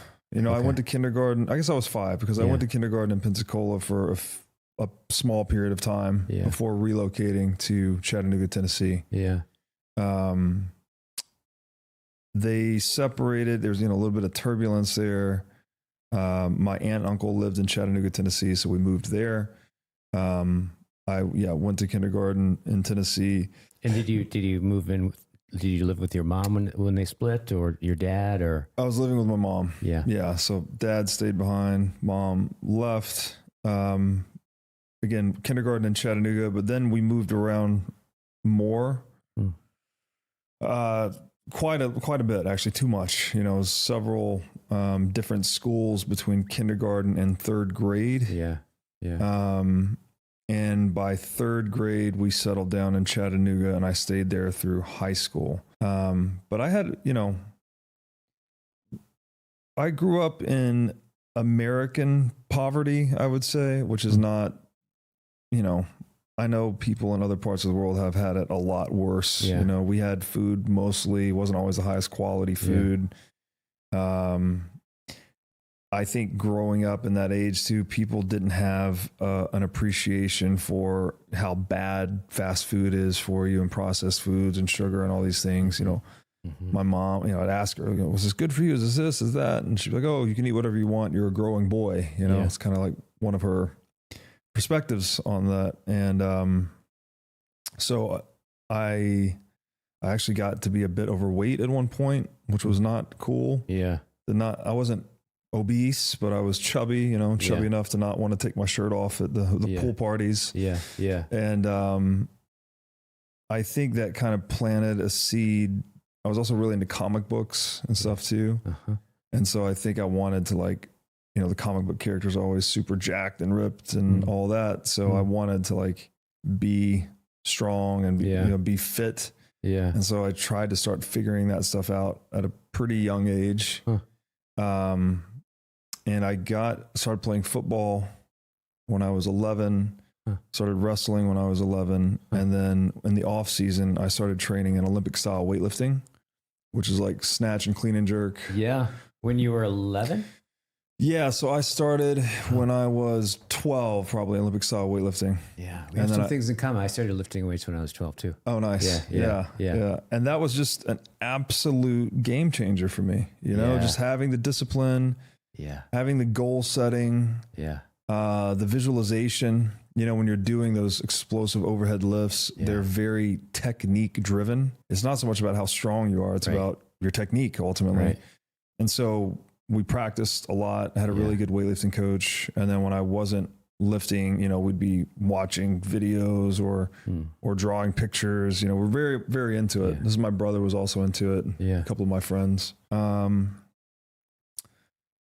know, my mom, she was great, but then around the age of 8, I guess she had always drank, but it didn't become a problem, or at least it wasn't apparent to me that it was a problem until I was around the age of 8. We had couple of kind of ugly episodes that were just like not From her drinking. From her drinking, yeah. And the experience for me was that she was,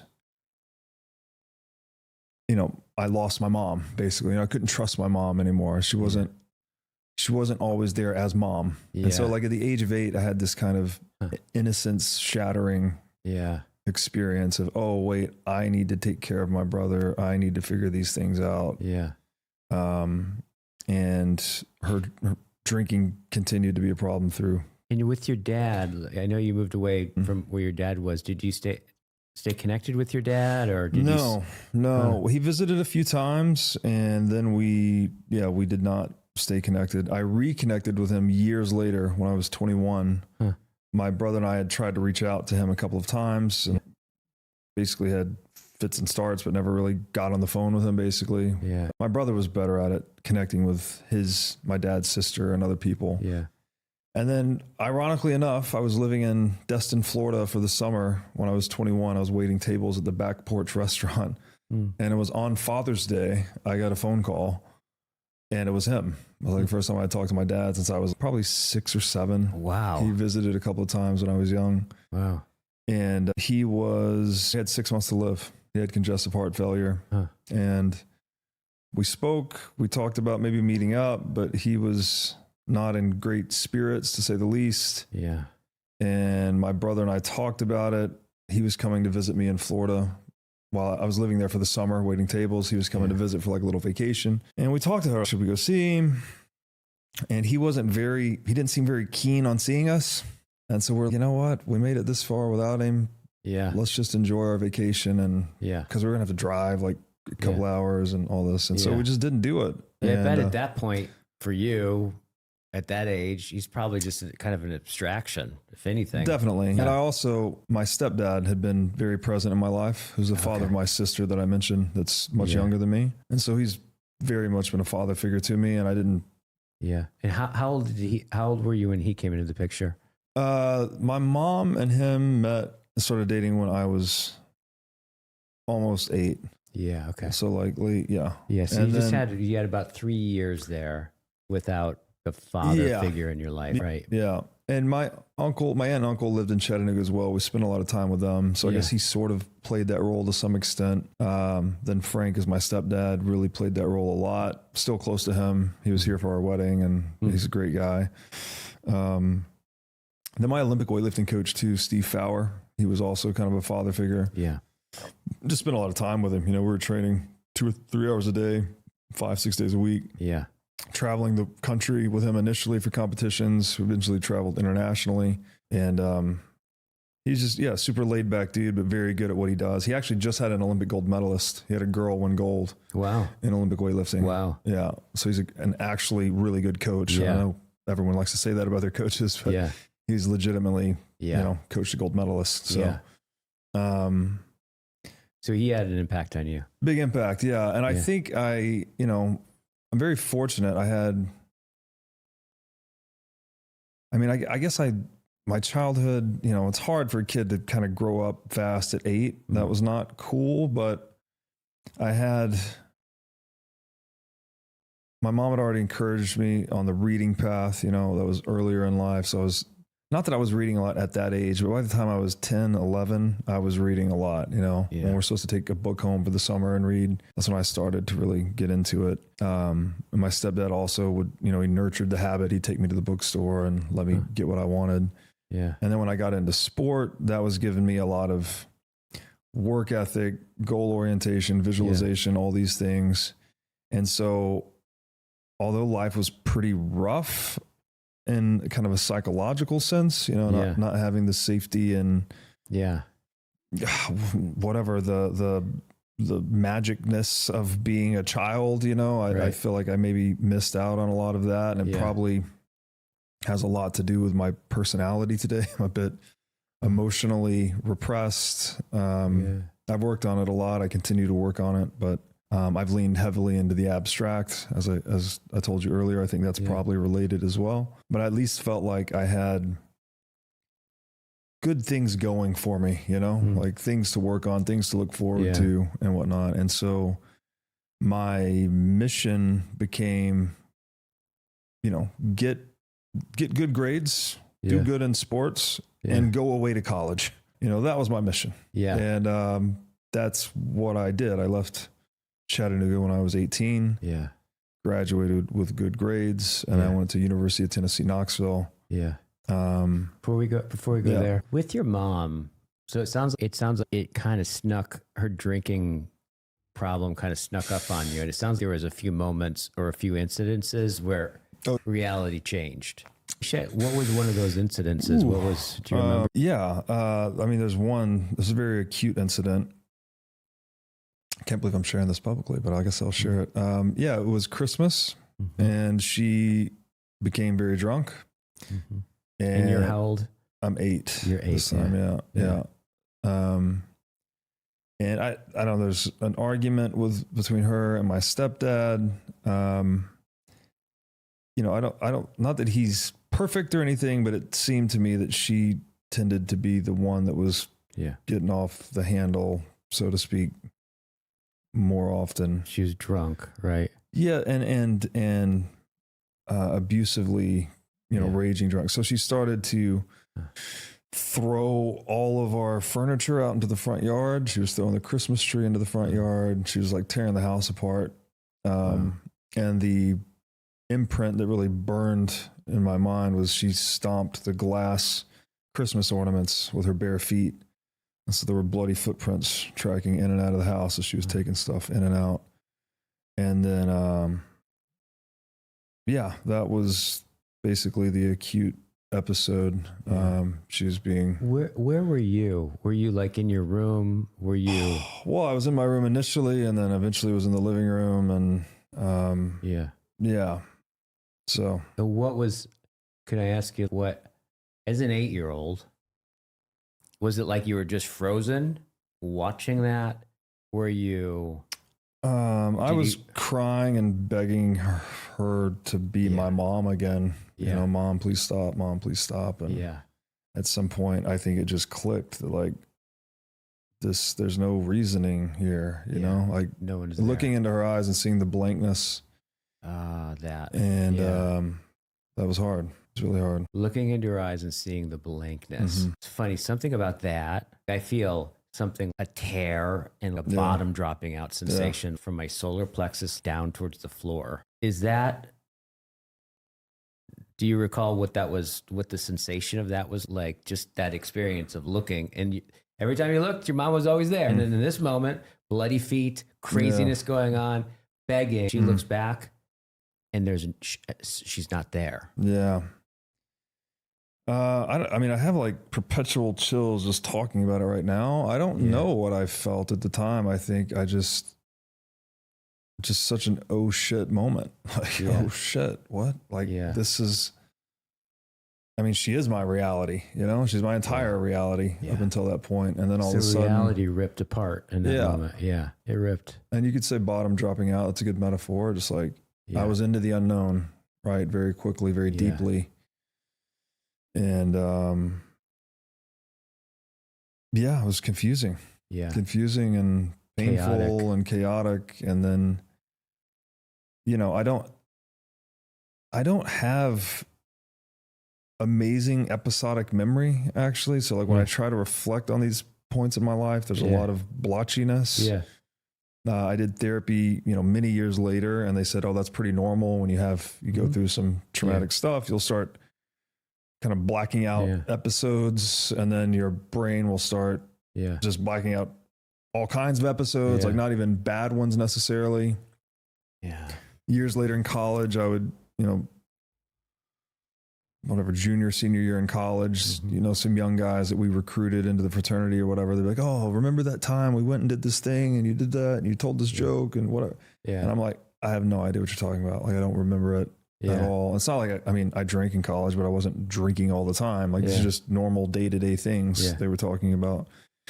And so, but for some reason I have a very strong semantic memory, right? Like I can read and pull these quotes and connect these things. And so I think there was some kind of shift there. That it sounds like your chills, remember? What's that? You said you're having chills talking about it. It sounds like your chills remember it. The body remembers, surely. Yeah. And recently I've started to do more shadow work, energy work, breath work. Yeah. And the things that come out are very relieving. You know, the body does keep score, actually. You know, I told you about the gut inflammation I've dealt with, and, you know, I'm talking about the shadow work, breath work practitioner. She'll, multiple sessions, multiple 2-hour sessions, she'll ask a lot of questions. Then she'll have you go into breath work. Yeah. Then she's doing like energy work on those specific inflamed areas in my gut. And somehow when she releases them and doing all that, it just comes out like emotional, like massive emotional release, just bawling like a baby. Yeah. And which has been hard for you to get there. Oh yeah. I mean, I can't do it on my own. Like, thank God for her. Yeah. I think I've had a lot of this maybe. Yeah. What the therapist said, so I was like, yeah, you suppressed your emotions because they weren't relevant to your survival at that age. Yeah. So like the crying and the pleading with mom didn't mean anything because she wasn't there. Yeah. So you learn to just turn that off and survive. But at some point, you know, the body's keeping score, you're bottling all this stuff up. Yeah. It probably leads to physiological problems. And so I'm new to the breathwork, shadow work thing. I've only done 5 or 6 sessions with her, but it's been tremendously relieving. So you kind of feel in the breathwork sessions, you start to get in touch with the emotions. She touches you and works with you. And it sounds like there's enough safety and that it flows, the emotions flow. And then you feel a big relief afterwards. Oh, so it's genuinely cathartic. And I mean, it feels physiologically healing. Yeah. Like wherever I feel the inflammation, it feels less, you know, I can go and then eat carbs and not have symptoms. All of these things start to feel better. And now I've kind of gotten to a point. I told you carb intolerance was like the most recent thing I've been dealing with. And so I would have to take, you know, if I ate carbs, I'd have to take berberine and some of these other supplements to like feel okay. Right. I've gotten to a point now where I don't really have to, you know, like I might have mild symptoms if I eat a lot of carbs. Yeah. But if I don't, then I'm pretty much okay. Yeah. And I'm continuing the path with her on the shadow work and the breath work. These are all, you know, again, I give credit to my wife on this. I considered these things to be a bit woo-woo. Yeah. Mm-hmm. You know, I was very much in the pharmacological domain, like, oh no, I need some kind of chemical, you know, biohacking, blah, blah, blah. And those things have been helpful. I don't want to completely discount that. Yeah. But equally helpful is the somatic, the emotional. Yeah. And you don't know what you don't know about yourself. Yeah. And so that it also strikes me in that moment of, it's funny. So, I mean, having my own, I had a really raging father, right? So that experience you're talking about of where here's this guy that I'm kind of, my nervous system's designed to have him essentially hold me, take care of me, right? When there's nothing like that turn where all of a sudden that turn and he's no longer there. That's right. And somebody else is there and it has malevolent intent towards you. There is nothing like that, right? I have to say it's like really ripped. For me, it was like a rip in the fabric of being. But I have to say, I've gotten a lot out of that rip because the rip is also an opening. That's right? true. And so that has been such an enigmatic access, right? So, but the thing I kind of heard with you there, I just wanted to check it out, is I would imagine you would maybe feel at some level with your mom when she was just gone and you wanted to stop and then she wasn't there, some kind of deep betrayal. Yeah, I think so. Yeah. Yeah. And it was, I guess, convoluted by the fact that she comes back. Like she sobers up and then she apologizes and then she's back to be a normal mom for a few weeks and then she'll then get drunk again and have another episode. And so there's that acute initial moment, the turn as you described. Yeah. And it's the last thing you want to believe, right? Your reality has been shattered. Yeah.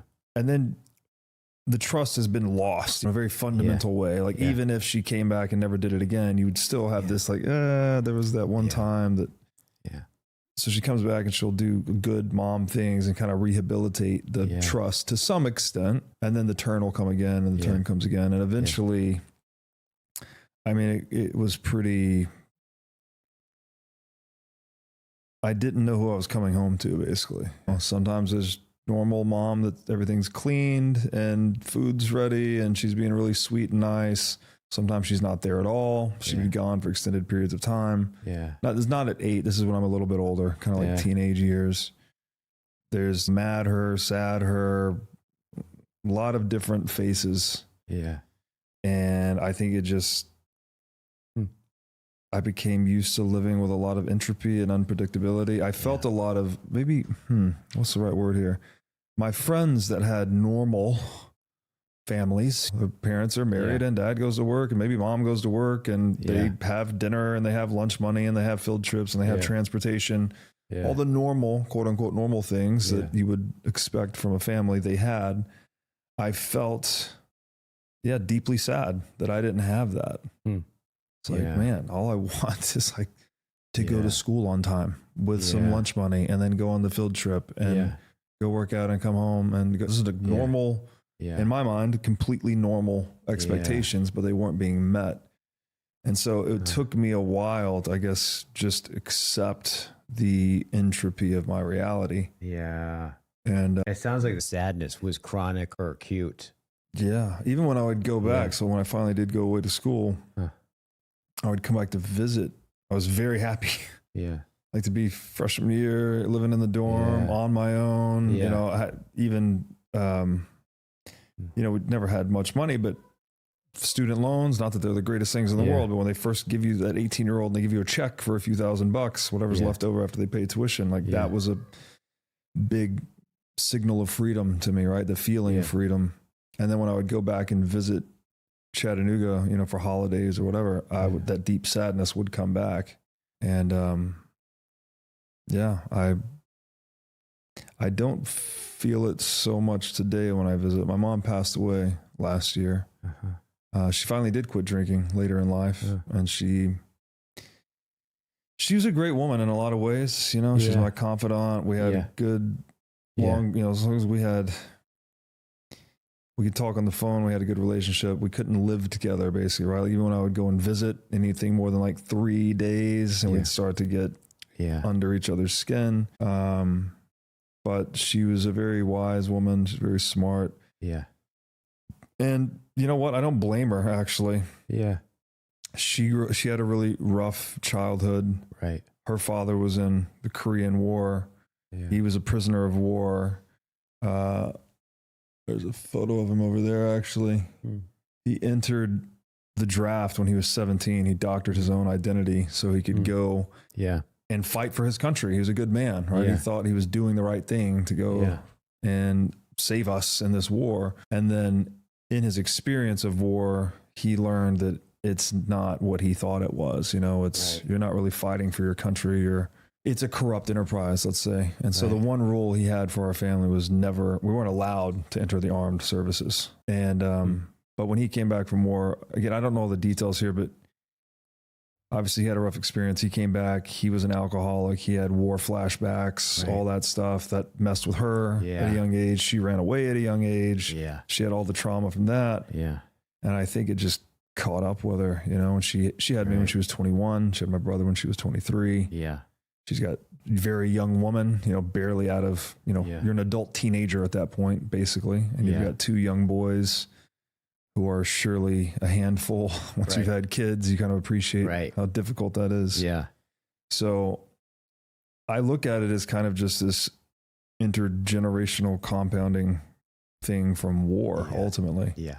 And maybe that has something to do with my orientation towards war, trying to speak out against it and look at Bitcoin as something that doesn't solve it, but can at least defund it to a great extent. And just one last question about that.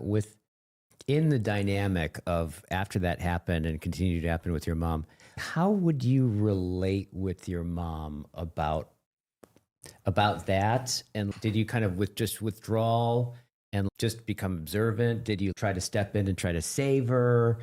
How did you adapt in relationship with her? Did you fight a lot with her? And yeah, I mean, I would say we argued quite a bit. I withdrew a lot too. I tried to spend a lot of time with my friends. Yeah.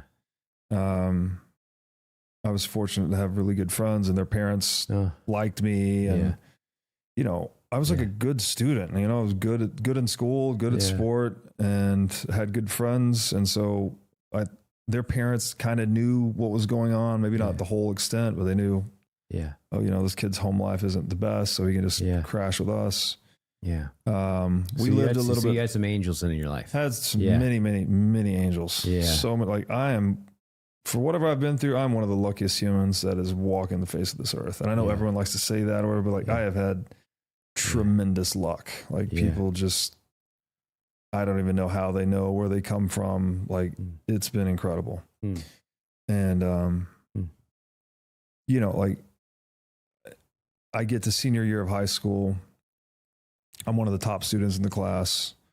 All the top students in the class start splitting their day. They do half high school, half college work, right? And this gives you a huge leg up when you go to college. You know, you get all these hours before you even set foot on campus. Oh, wow.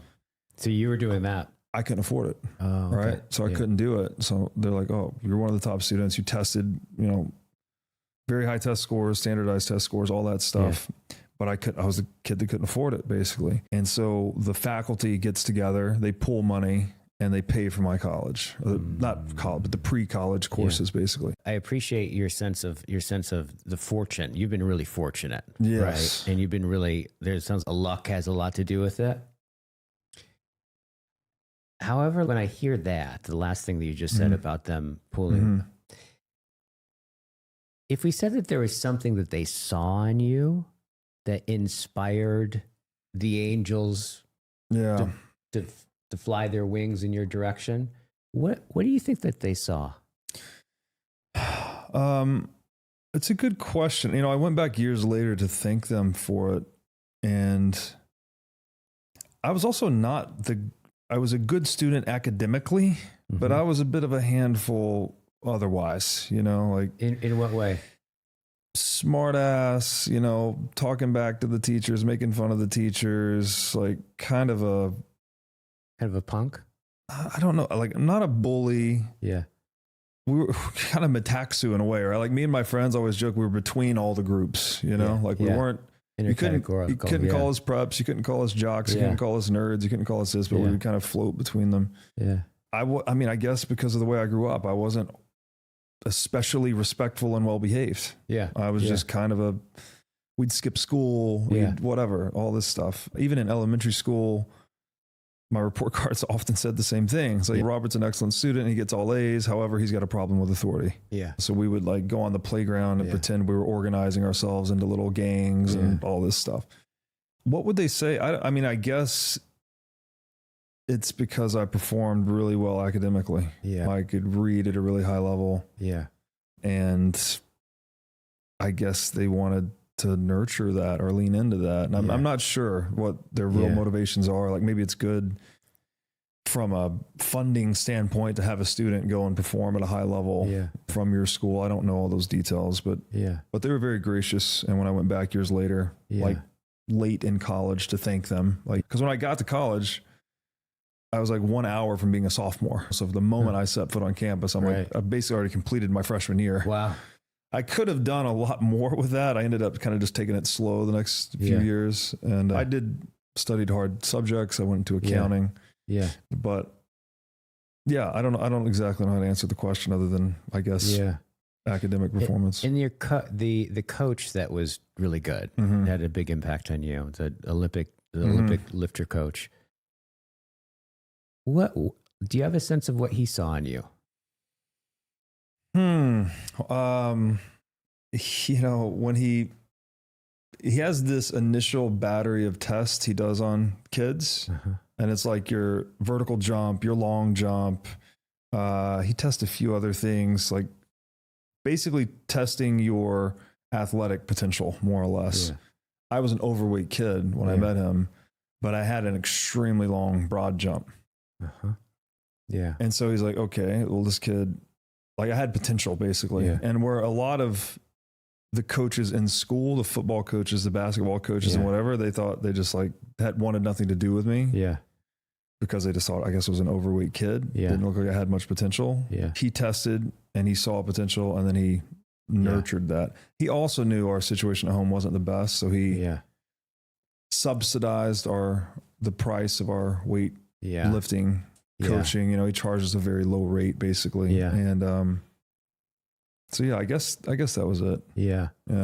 In your experience with him, so I would imagine he was really good at teaching you how to do it. Did you ever have a sense of the way he beheld you personally? Did you have much of a sense of that or an awareness of that?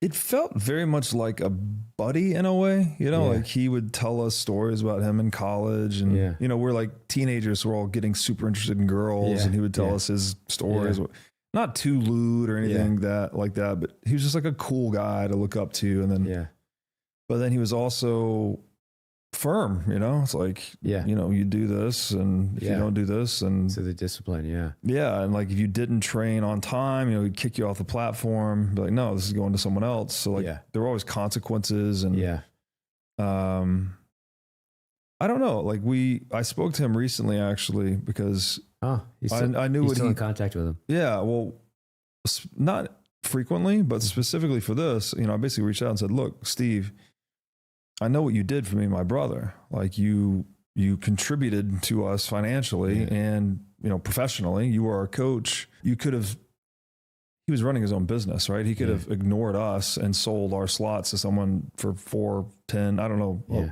a much higher price. But he stuck it out with us and continued to train us when it wasn't in his best interest necessarily. And so I just said, look, you know, that was transformative to my life and the direction of my life. I would like to, now that I'm in a position now where I was looking for something to do philanthropically, but I didn't want to just give money to some faceless organization. I wanted to do something meaningful. And so my wife and I were talking about different things, and this was one of them. I said, look, if you can find some underprivileged athletes that you think have potential, let me sponsor them. And we're still working on that. He's got people identified, but we haven't pulled the trigger yet, but it's something that I'd like to do. Wow. You know? So this is actually, he's influenced you to the point where you're actually circling back and in giving back in the way that you were given to him through him explicitly. Yeah. It was if it weren't for that training, I don't think I would be doing anything that I'm doing right now. You know, I needed that disciplinary framework. And him as a person ultimately to push me towards goals. You know, and Yeah. learning how to set your own goals and achieve all of these things have become imprinted into me now. And so, yeah, I think that's monumentally valuable for a kid, right? You take a kid out of the hood or some other situation and give them that software package, if you will. Yeah. It's transformational potentially. Yeah. I was just appreciating your awareness of indebtedness, right? There's a number of different points where you talked about, actually, I'm in debt to this book and that thing. There's something, am I picking something up, a kind of a characteristic of yours? This sense of awareness of gratitude and indebtedness. You know, I'd like to think I'm trying to cultivate that more the past few years, but again, I would sort of to your point, I guess, I would point to people like Vervaeke. He's all, every time he talks about anything, he talks about, oh, these are all the people that I've been thinking about. Here's who's inspired my thinking. Here are the books. Always giving credit where credit's due. And that's, well, it's not only valuable, well, it's useful, right? Like when I'm listening to Vervaeke and he's pointing to all these people, I go and read their books or I go and listen to their things. I find it's how you go further down those rabbit holes. Yeah. But then there's also a nod to these people, right? Yeah. Or an ode to them in a way. It's like, Yeah. the least you could do, right? Is just say, well, if this is how I am, or this is what I think, or this is whatever, like, here's how I did it. These things were instrumental in me doing that or becoming that. Yeah. Yeah. Totally. Yeah. Well, I tell you what, it doesn't seem just given that you would be that, right? I would imagine from inside of you, it's just kind of obvious in a certain sense. It's, I went down with Vervaeke and did all these things. It's, geez, but I think I'm imitating them at the same time a little bit. Yeah. If that makes sense. Yeah. Because you know those guys. They're all, I don't know who he's imitating or where he got it, but totally.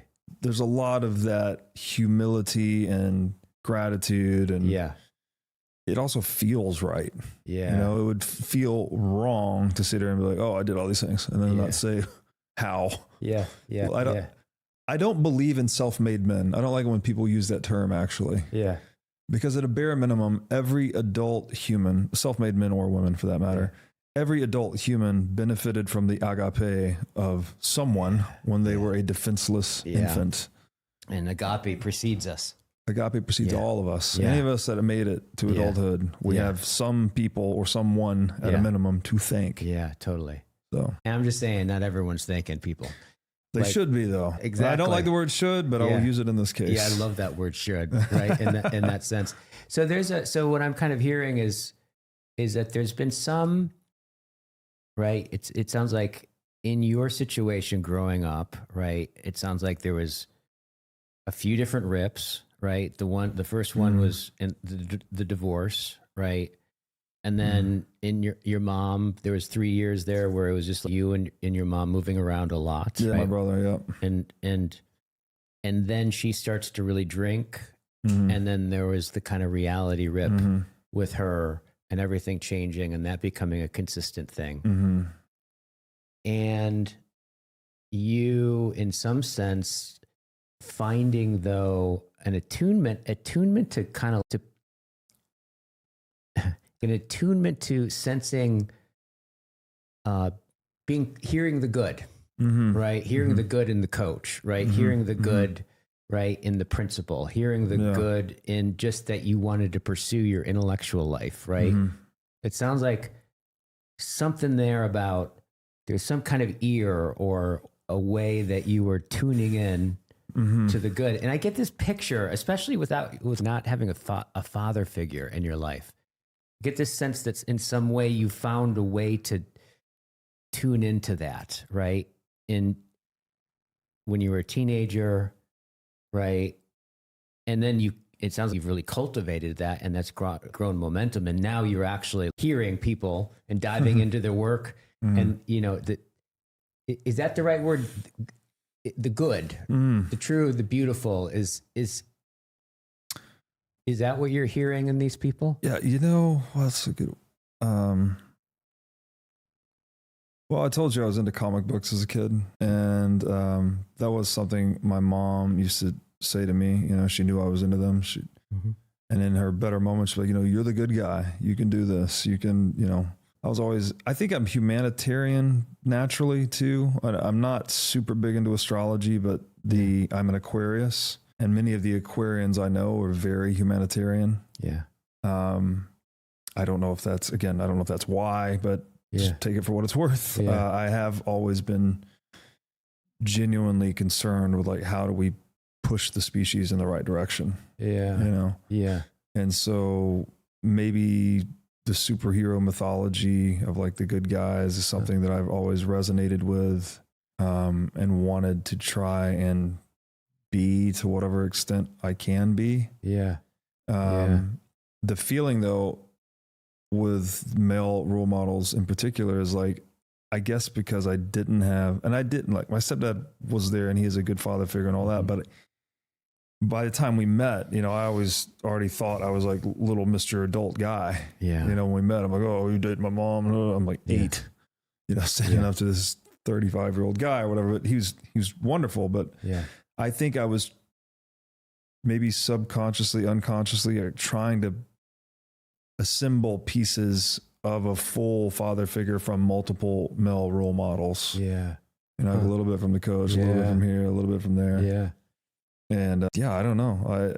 I have never thought of it this way, but maybe, trying to like find the good in people. Like, oh, that's a good aspect of this person. That's something I would like to emulate. Yeah. Let me try to pattern myself on that. Yeah. And then, you know, hopefully choosing well. And so it sounds like you liked college. Yeah. College was good. First taste of real freedom, you know, like micro adult freedom. You have your own money, your own place. Yeah. You like that. You're responsible, right? Like if you don't go to class and get good grades, well, then that's on you. Yeah. It's not like at home, I felt like it didn't matter how responsible I was still dealing with things that were beyond my sphere of influence. Yeah. Yeah. And so things much more came into my sphere of influence. Yeah. You could start to actually really get an optimal grip. Yeah. On things. I had jobs, you know, I worked and went to school at the same time. Yeah. I joined a fraternity. A lot of learning, you know, not just the books, obviously, but all the social. The books was kind of the easy part, actually. Yeah. But the social dynamics and.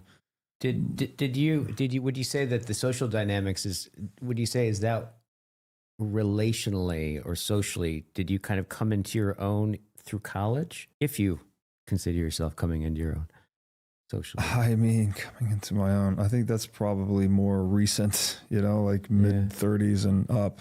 Yeah. But just, you know, somewhat shy, introverted guy. Yeah. In high school. Like I had friends and we did things, but started to become, basically just party, you know, like many kids do in college. We go out and we was in a fraternity, we drank, we had parties and meeting girls, dating girls, all that stuff. Mm-hmm. You know, I go from a high school, we graduated with 35 people, I think. Mm-hmm. And then next, you know, a few months later, I'm on a college campus with 30,000 students. So for me, it was just like huge. So many options of everything. Yeah. You know, where to go, what to do, you know, who to date, all of that. Yeah. So I wouldn't say coming into your own sounds like a culmination or like a mature thing. It definitely didn't mature until many years after that. Totally. So, did you major in economics? Accounting. Yeah. Accounting. But I did study some economics as part of that. Yeah. Was it in college that you started to, well, it sounds like you majored in accounting, right? So there's something about money there. Is that the seed where money started to speak to you? No. So prior to that, I've been reading I used to read The Economist magazine. Yeah. When I first started really reading and getting into books, my first nerd rabbit hole was astrophysics. Growing up in Tennessee, I used to spend a lot of time outdoors and I always just wondered what is all this? You know, really wanted to know. Yeah. And so I was reading, you know, like Brian Greene, Stephen Hawking, all these guys, really influenced me to become a bit of a rational atheist materialist, you know, like that sort of worldview, basically. Yeah. And then the next domain was like, I didn't understand what the stock market was actually. I was like, what does this mean? I could not understand, like, what people go and they trade shares, like what? Yeah. What is that? Paper, and that somehow makes things happen. I'm like, that doesn't make any sense to me at all. So the market, basically. Yeah. Like trying to understand what that was. Turns out The Economist magazine is not the best place to go for that. It's very Keynesian economics, but it is really high level writing, at least. So like I don't know, it's good to read from a perspective of learning to read things that are difficult to read, but not so good in terms of content for understanding economics. Let's say. So I just want to go. It sounds like that the first venture into your like the intellectual, right, or the bigger picture was astronomy. So astrophysics, like specifically. So like a sense of wonder, or like when I think about that, like your sense of wonder drew you in, right? For sure. And it sounds like through the people that you read, was it through that had it turned into atheism? Or well, like when you read these guys, like I'm talking again, Brian Greene, Stephen Hawking, I'll just leave it at that for now. There may have been another one there. It's a materialist worldview all the way down. You know, like the string theory was the big thing then. Like, we think we finally found the ultimate reducible thing, and it's these little one-dimensional vibrating strings. And depending on how they vibrate, they make different particles. You know, particles are basically patterns of these strings, and that's what constitutes everything. The thing that Weinstein just is like, screaming from the top of every microphone he can, saying that, stop that. And I mean, he understands things way, obviously at a way higher level than I do now, much less then. But it was just, it was wonder. You'd say it was like literally seeing the stars in Tennessee. We camped a lot. We spent a lot of time outdoors, and I was always just like actual experience of awe.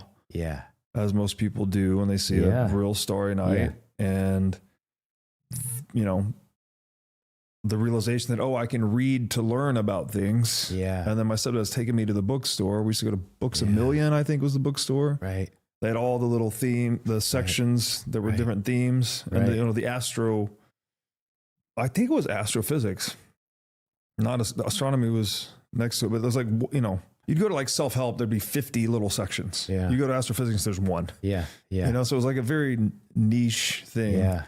And, just reading those books gave me a lot of fulfillment, I guess. But so what, in retrospect, the wonder drew you toward wanting to get closer to it, and reading the books, right, were connected to the wonder. But then the books, it sounds like you're reading Stephen Hawking, more of a determinate kind of ethos to it. Stephen Hawking will, say in some parts of one of his books something like, if we could figure this out, then we would know the mind of God, something like that. So I really thought, as a kid, I'm reading these guys like, they're about to like figure out everything. The book was called The Theory of Everything, one of his books. So I'm like, they're like right on the cusp of understanding everything. It's going to be all in one of these mathematical formulas, and that's everything anyone ever needs to know. And I'm just like buying into it, basically. But then, it sounds like I'm hearing wonder in that. Right. But now, like, again, totalitarian, evil is the force that believes its knowledge is complete. You can't reduce all of reality to a set of propositions, even if they're mathematical and precise and comprehensive and all that. Like, it could be wrong, but the my propositional tyranny. Exactly. My views have shifted a lot. So I don't know. It was great nerd catnip and a good practice for learning to read habitually. But once I was kind of done, I guess, with that rabbit hole, I was in the stock market rabbit hole, Economist magazine. I like the way that you put that. There's something about that. I noticed this in some of your videos too, where you're genuinely perplexed by something, like a lot of things. And it strikes me as I don't. It's rare for people to look at the stock market and and genuinely go, what is this? Like, what, somehow these numbers like connected to the world, yet it's its own thing, but apparently we're doing it, but we don't control it. It controls us. And like just that perplexity, right? Being perplexed, I think, presupposes a kind of openness or like an open disposal to phenomena in that way that strike you, right? Very high in trade openness on the big five and very low in agreeableness, which is common among Bitcoiners, actually. You have to be very disagreeable to be willing to tell 8.5 billion people that they're wrong. Right. And you also have to be very open to explore that edge of the Overton window. Yeah. So you're right. And so that perplexity, like, had you go into economics? It ended up taking me that direction for sure. So where do we end up? I end up in these economics newsletters at some point. I don't even know where I got onto these things, but they're literally just they send them in the mail and you unfold it and it's got 4 pages of economics on it, but it was not the stuff I was getting from the Economist magazine. It was much more, it pointed me to the book, The Creature from Jekyll Island, ultimately. I don't know if it was Austrian economics per se. I don't even remember the name of the guy, the newsletter. But anyways, I started reading that and eventually got to The Creature from Jekyll Island. And then that felt like a real epiphany. Huh. You know, I was like, that's what's wrong. You know, the money is a scam, basically. Yeah. And it's the big dark secret, or, you know, that's kind of hidden in plain sight. Yeah. Did you know that there was something wrong that you couldn't put your finger on when you read it? Or did it reveal that been gnawing at you in some way that you didn't really understand until? I felt like I couldn't get my head around economics, you know, even after years of reading The Economist magazine and all. I was just like, I still like, something's not gelling here. Yeah. And then when I read that book, it's like, okay, now I see. Like, this makes sense. You know, like, politics has captured money and then they spin up a pseudoscience to justify it and everyone's confused. Yeah. That's why the Economist magazine exists, blah, blah, blah. But then the grim realization was, well, this is just a problem that there's no solution to. Huh. You know, it's like central banks run the world, but there's no solution. Like, what are you going to do? Just in terms of time, you're having this insight. Like what period of your life are we in right there when you early read that 20s? Book? Early 20s. Yeah. Okay. And in early 20s, are you working anywhere? Are you? I'm in college, but I would also work. I was a bouncer. Yep. During football season. Yeah. So I'd like be a bouncer at bars. Yeah. I would work very long days. Yeah. Because I'd work game days. By the way, what position did you play? Football. Football. Yeah. I was a linebacker. No kidding. I was a linebacker too. Nice. And a fullback. But I broke my ring finger and I broke my ankle. Like, I had a terrible football career. Didn't do much. Gotcha. Did mostly Olympic style weightlifting. And I did boxing later on too. But so I would work 10 a.m. to 3 a.m. game days, like 17, 18 hour days. Wow. Like very long days. Wow. Would make $10 an hour and just thought it was incredible money. And then people would also give you a little money to let them in if the line was long. Yeah. So funny. I was also waiting tables. Yeah. Which is not my forte at all. I'm not good at multitasking like that. You got to be very good at multitasking. Yeah.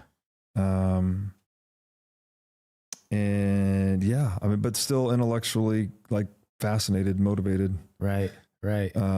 But so come to that realization, but then come to the simultaneous realization, there's nothing you can do to solve it. You know, I actually got people, there's an abridged version of this book called Dishonest Money. So this is like a 600, 700 page book. There's 100-page, abridgment of it. Yeah. And so I bought that for some of my friends for Christmas. I'm like, we got to read this. This is the thing. And a couple of friends read it and they get back to me. They're like, all right, yeah, cool. I see what you're saying. This is a problem, but like, what are we going to do about it? Yeah. And I was like, oh shit, you're right. Like, I thought we're all just going to read it and like rise up and, go to gold or something. I don't know. Yeah. And, so I was like, I felt like I saw the bottom, a bottom of the abyss, but then also I was like, can't do anything about it. Yeah. And then I just like put it on a shelf and moved on with my life. Like, well, that's a thing, but What are you going to do about it? Right. And years later, when I discovered the Bitcoin standard, I feel like I got that thing back off the shelf. I was like, this is the solution to that thing. Yeah. So, and when you put that on the shelf, you still went in.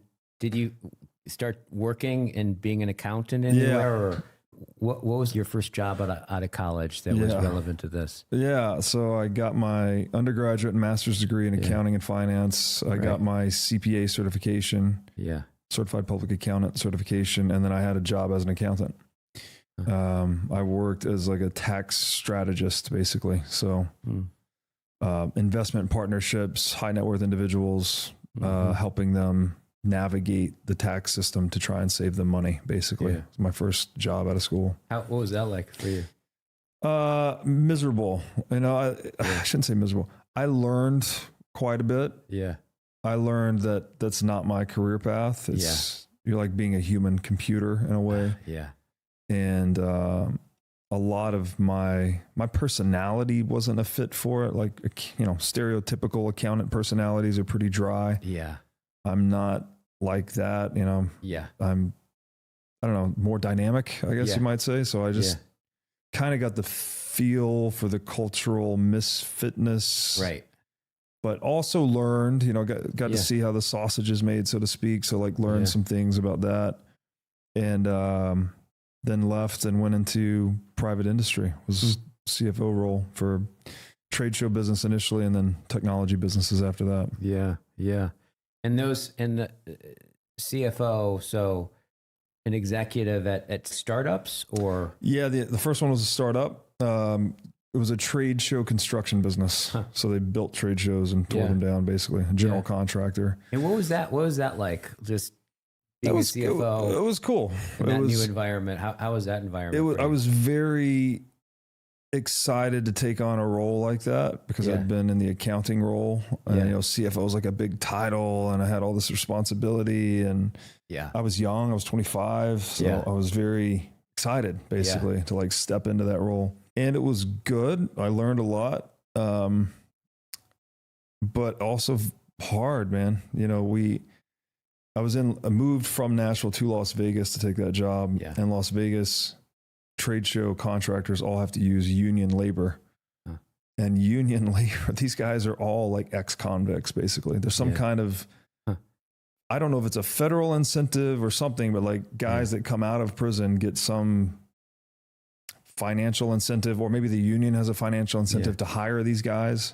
So a lot of the labor was literally like Hell's Angels, biker gang type guys. That live in Las Vegas and work these trade shows, whenever they can get them. And so, and I was the paymaster, so they're paid weekly. We had 1 week we'd have 1,000 guys on payroll for doing a big trade show.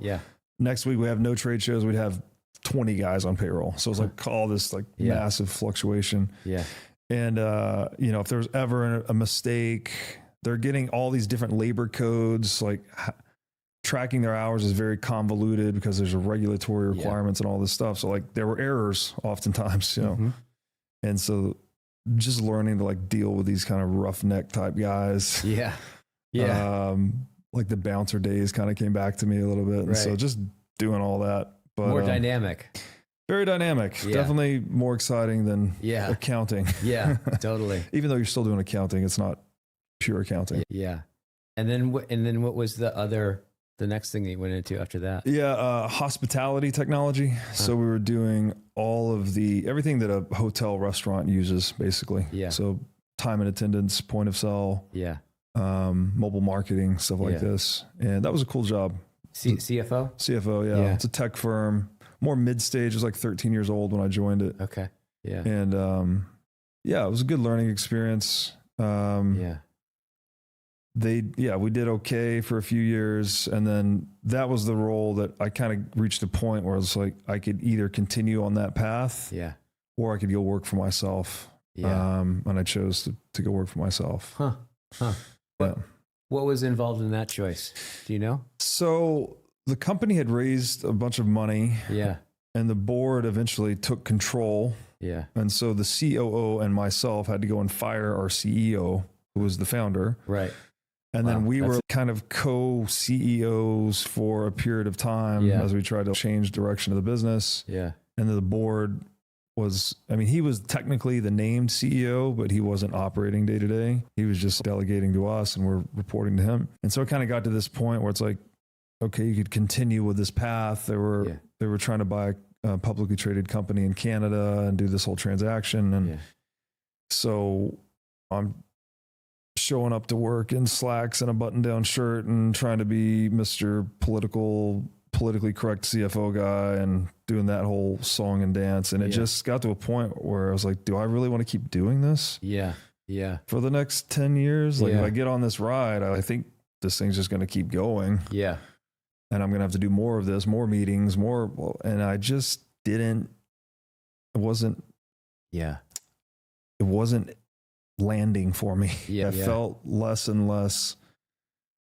I was showing up inauthentically in a way, like having to do that role was not what I guess my soul's desire was. Yeah. And so I literally spreadsheeted out, all the pros and cons for my decision basically was like either stay this role, with a path to like a CEO position basically. And I had a pretty clear path to that, by the way. I had cultivated a relationship with the board and all that stuff. Or the other path was like, just go with this one consulting client that I knew in LA and I could go do CFO consulting work, which was starting my own business, but reality was just consulting with one client. Okay. Yeah. And I was also tired of living in Las Vegas. Yeah. Oh, you're in Vegas. Living in Las Vegas. Oh, wow. And I'd been there. That's an intense place. I'd been there 5 years at this point. And 5 years in Vegas. Oh, 5 wow. years. Yeah. That's quite the context to be in. And I'd been with a girl for a really long time. We dated for 7.5 years. We broke up. I was tired of being in Las Vegas. I wasn't feeling great about this job. Yeah. So I took the plunge and started my own business, moved to LA. Yeah. And was a consulting CFO for a healthcare software business. Wow. Wow. Yeah. And then that didn't work out. I didn't get along with the founder, but it did give me the freedom to start studying Bitcoin and crypto. Yeah. How did that come? Was there a moment that Bitcoin came on and you made the connection there? Was there were you in Brussels drinking coffee or what was the? I'm kicking myself, I guess, as most people do in Bitcoin, because one of my good friends, IT guys, had told me about Bitcoin back in like 2014 when I was living in Vegas and talked about it and told it. And it was like, and I don't know why. I just wrote it off. I still to this day don't know why. I just heard him say all these things. It wasn't a guy I particularly knew or trusted. Yeah. So it was just a guy basically sharing with me the stuff about Bitcoin.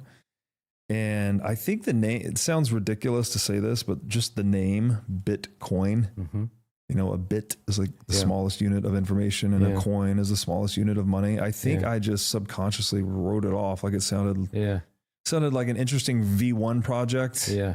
And I thought maybe version 50 would be something that would be a big deal. Totally. Before all that, during the working in the different places and different companies, what was your intellectual life like? Was it mostly being used I was getting crushed at that job. At the trade show business. I mean, I read on the weekends a lot. I tried to read. I still read when I fall asleep almost throughout my whole life, but that's not getting my 40 pages a day. Yeah. If I read before I fall asleep, I read 5 pages, 10 pages if I'm lucky. So that job, the trade show job, was really absorbing me. Yeah. The other one was pretty similar, actually, absorbing a lot of my attention. So a lot of my cognitive liberty was being sacrificed to these jobs. But then when I went and worked for myself, I got a lot of it back because I just had one client, just had a few things to do. And then I was in LA. My aunt, I was actually technically in Orange County the first few months. My aunt has a house on Newport Peninsula that they only stay there in the summer. So I was there by myself, huge, nice house. It was super cool. I'm on the beach. It was another one of these college moments in a way. I get that taste of, the next level of liberation. Yeah. And then got the cognitive liberty back. And that's when I don't know where. I think it was just through Ethereum's marketing, actually. They were marketing themselves as a smart contract platform. And I started asking myself, what the hell is a smart Smart contract? contract platform. Yeah. Started going down that rabbit hole, ended up on Nick Szabo's work. He wrote about smart contracts in the late 90s, compared it to a vending machine as like kind of the stereotypical example of a smart contract. And so that was like, boom, oh, this is going to be a big deal. And then started reading more. As I read more, I got more and more into Bitcoin. And then by the time I read the Bitcoin Standard, April 2018, I was already in LA, and that was it. That was like this is the solution to central banking moment. In that moment, what did that moment do? Wait, I said April 2018. That's wrong. It's April 2017, not 18. Okay. Pretty sure. Yes. Wait, is that? No, 18.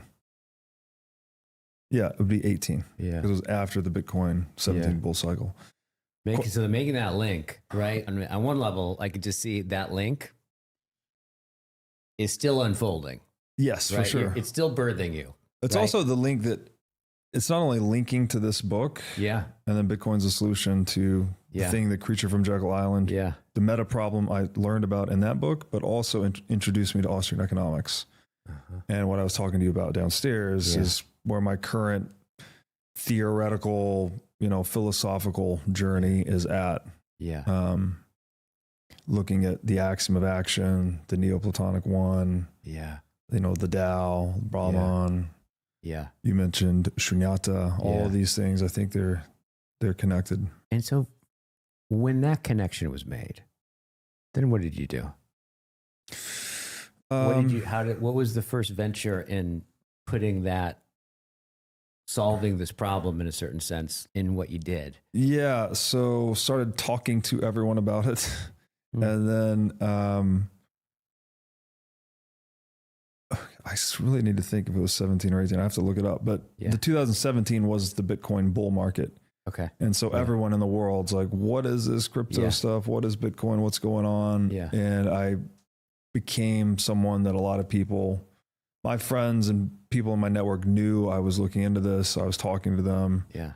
Other people would say, oh, you should talk to this guy about it. And so, but I was very early in my journey. Like I was still, in crypto versus just being a Bitcoin maximalist. So I guess that's correct. And April 2018 is when the Bitcoin Standard came out, because 17 was still in crypto world.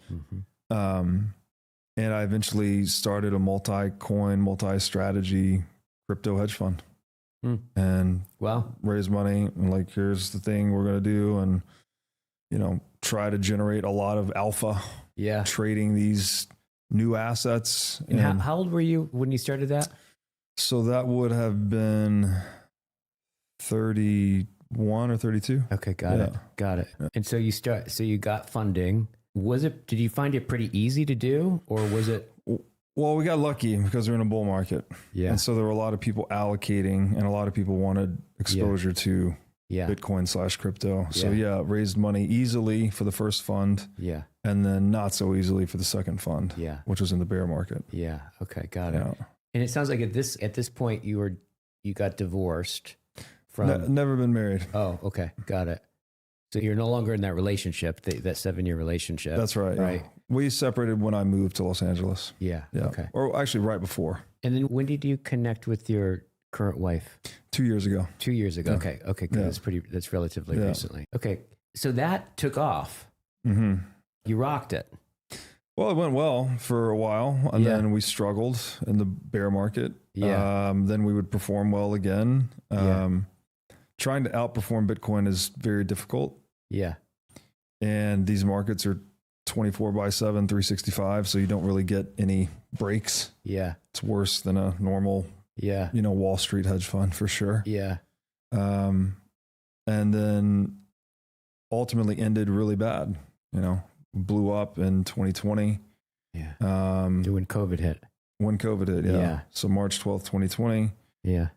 Blew up.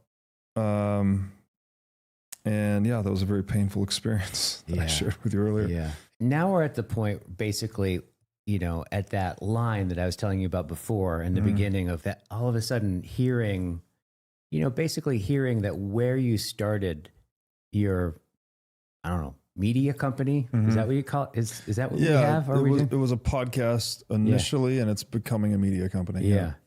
But it was happening right in a collapse that you had financially with your business. What all happened right there? Yeah. Also, so there's the financial component. Yeah. I lost a lot of my own net worth. I lost a lot of investor capital. Yeah. Went through a lot of pain associated with all of that. Yeah. I'd also, like I was telling you offline, I was dealing with the gut inflammation stuff for years leading up to that.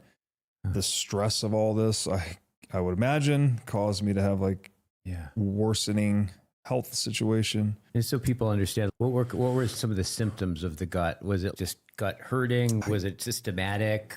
Yeah, fatigue?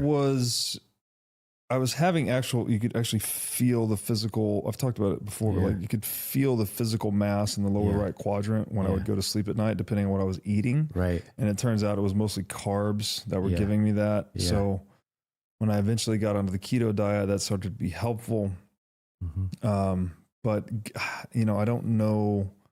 It was also manifesting as joint pain. I had skin irritations. I had the hip injury that I mentioned to you that was chronic for a while, wouldn't heal until I got on keto. So I had all these systemic issues basically, but I think, and they're all traceable back to the gut more or less. Yeah.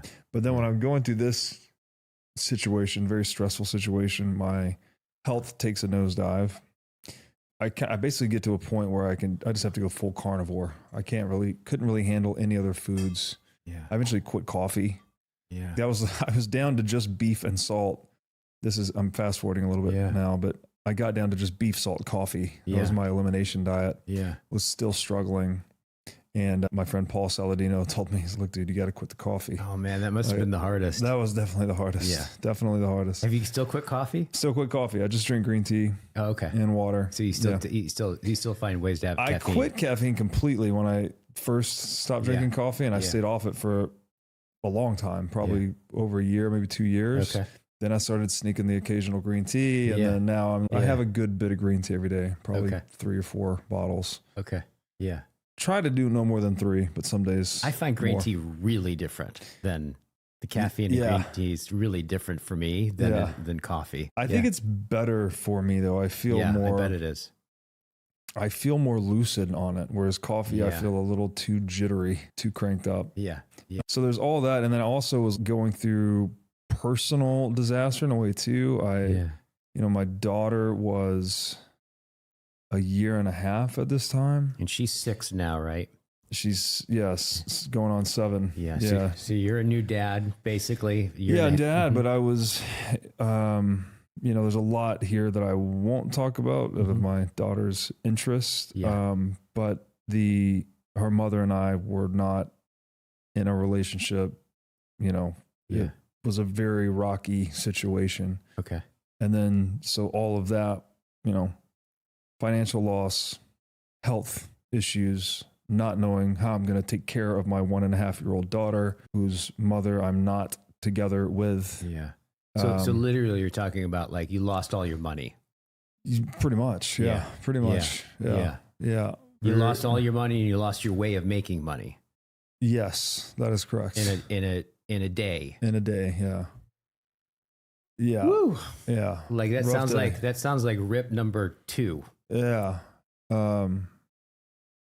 As I was sharing with you downstairs, it definitely felt like a rock bottom moment. I mean, I felt flayed flat on the pavement, I hit it very hard. The wind was knocked out of me and I didn't even know how to get up. Didn't know if I could get up. Yeah. And there was a moment I drove to the grocery store. And again, this all happened the day that COVID was announced. This is March 12th, 2020, when the global pandemic, thought it was a pandemic at the time. Turns out it was a plandemic, was declared. Yeah. And basically all of this happened in that day. So there's also all of the uncertainty about what's going on in the world. Yeah. I'm living in Los Angeles at the time. There's riots and stuff going on downtown, like all this craziness. And so I drive to the grocery store, and the moment was concern over the cost of food. You know, I had grown so accustomed to being able to go to the grocery store and just basically buy what I want, not having to be too concerned with the price, you know? And then, but this time I'm like actually very worried, like, what can I buy? What can't I buy? What should I do? Like thinking about how to deal with the new financial reality. Yeah. And just real quick, where you had gotten to financially with this before that day, were you pretty comfortable? Were you independently wealthy? Did you consider yourself that? Or what was the I was successful on my own terms. I don't know. Independently wealthy is, I don't know what that would mean for most people. Like, I was not a multi-millionaire or anything of that sorts, but I was in a position in life where I felt quite comfortable living in a nice place in Los Angeles. And I was in a good spot, basically. Thought I had more or less, not that I had achieved what I set out to achieve, but I was at least in the place that I wanted to be and was on the path that I wanted to be and felt comfortable. Yeah. So, and it sounds like that in also with this business, you were doing something that was connected to a deeper thing, right? That you were interested in deeply. Yes. Right. So I would imagine just the levels of emotional and intellectual and aspirational meaning that you were diving into. I could just imagine how many dimensions when that fell, how many dimensions that hit. I mean, I thought it was over. I thought my life was over basically. Like, you know, I thought I would go back to just being an accountant and do that for the rest of my life and try to scrape together enough money to take care of my daughter. I really thought it was just, that was that. Wow. That sounds like hell. You know, I'd read a lot of, I don't want to overplay it. Like people are living through actual hell, right? There are people in war zones and whatnot. But for me, it felt like a very devastating rock bottom moment for sure. Yeah. And so there was this moment driving back from that grocery store with a concern about the cost of groceries and just like it was a rainy, gray day in LA, and I'm just driving slowly over the last road back to where my daughter was living with her mother at the time, and just going slowly over these speed bumps, and I was just like feeling the total weight of the rock bottom for me, you know, like it actually soul like flat on the ground. And wasn't something I verbalized out loud, but I guess I'm like a prayer from the heart or something like that. And it was something basically saying like, been trying to do it my way up until this point. You know, I've been trying to do it my way. You know, what's, you know, creating the outcomes that I want. And like really trying to force these things. And I just wanted to surrender that. I was like, I don't want to do that anymore. You know, I'm talking to God or whatever. I'm just like, I give up. You know, I actually give up. There's a real surrender moment. And it's like in the heart of just like, please God, just show me what you want me to do. And, you know, there's this prayer that, you know, your will be done, not mine, Lord. And it's basically that as what I was feeling. Again, not articulating, but that's what the feeling was. Like, I don't ever want to be here again. I don't know how I got here. I thought I was doing the things the right way to not be here, but here I am. And so clearly whatever I thought is not relevant to the reality of the situation. So like, let me let go of that and find something truer, better, you know, more correct. Okay. William Desmond talks about prayer is less something that you do, and prayer ontologically is when you find yourself and your life is in the structure of a prayer. And it sounds like you found yourself and your life in the structure of a prayer. I guess I definitely didn't have that language at that time, but it just, as someone who doesn't like to surrender, right? I was really wanting to surrender. Like I felt like I had led myself into failure, basically. And Now, so, did you have a sense? Did you have a sense of? I know some people would feel I failed. oh yeah. Okay, so Oh, it was yeah. really, so it went really personal. Oh yeah, completely had failed, had let people down. You know, as a father, like, how am I in this situation with a young daughter? And it was a serious reality check for sure. Yeah. And I don't ever want to be there again. You know, and then something about that moment, you know, obviously it is taking years. Like, I'm still recovering from all of this. Yeah. But there was something in that moment where the surrender actually took place. Yeah. That the sequence of unfavorable events that led to that point finally relented. And like the series of events started to go the other direction. Like good things started to happen again. There's a long period of time where I feel like I'd had a very successful career for about 9 years after college. Is that right? Yeah, 9 years ish. And then I think I got to a point where I felt almost arrogant in a way. Like anything that I tried, like I could figure it out. Even if it didn't work, I could like make it work one way or another. And then it had taken just an opposite turn. It's like then I couldn't do anything right. It was just all the way down. Yeah. And then there's the surrender moment. And when I like really accepted that or relinquished that, whatever the word is here, I don't really know the word, just like let go, tried to find the other will, accept the other will rather than just my own, then things felt like they started to change again. Yeah. And they started to go the other direction. Yeah. And that's the path I've been on since. And I hope, you know, they say pain is the greatest teacher, right? And I don't know I don't know what all I learned from that situation, but hopefully just radical humility, that reality is way more complex than any of your models or propositions or ideas can ever possibly contain. It's a theme we've already visited, but to experience that, right? Yeah. That I had a model, I had a trading model, and it had been right, and it had done those things, and it had succeeded, which then reinforces my confidence in the model. And then to see that whole thing just shatter. Yeah.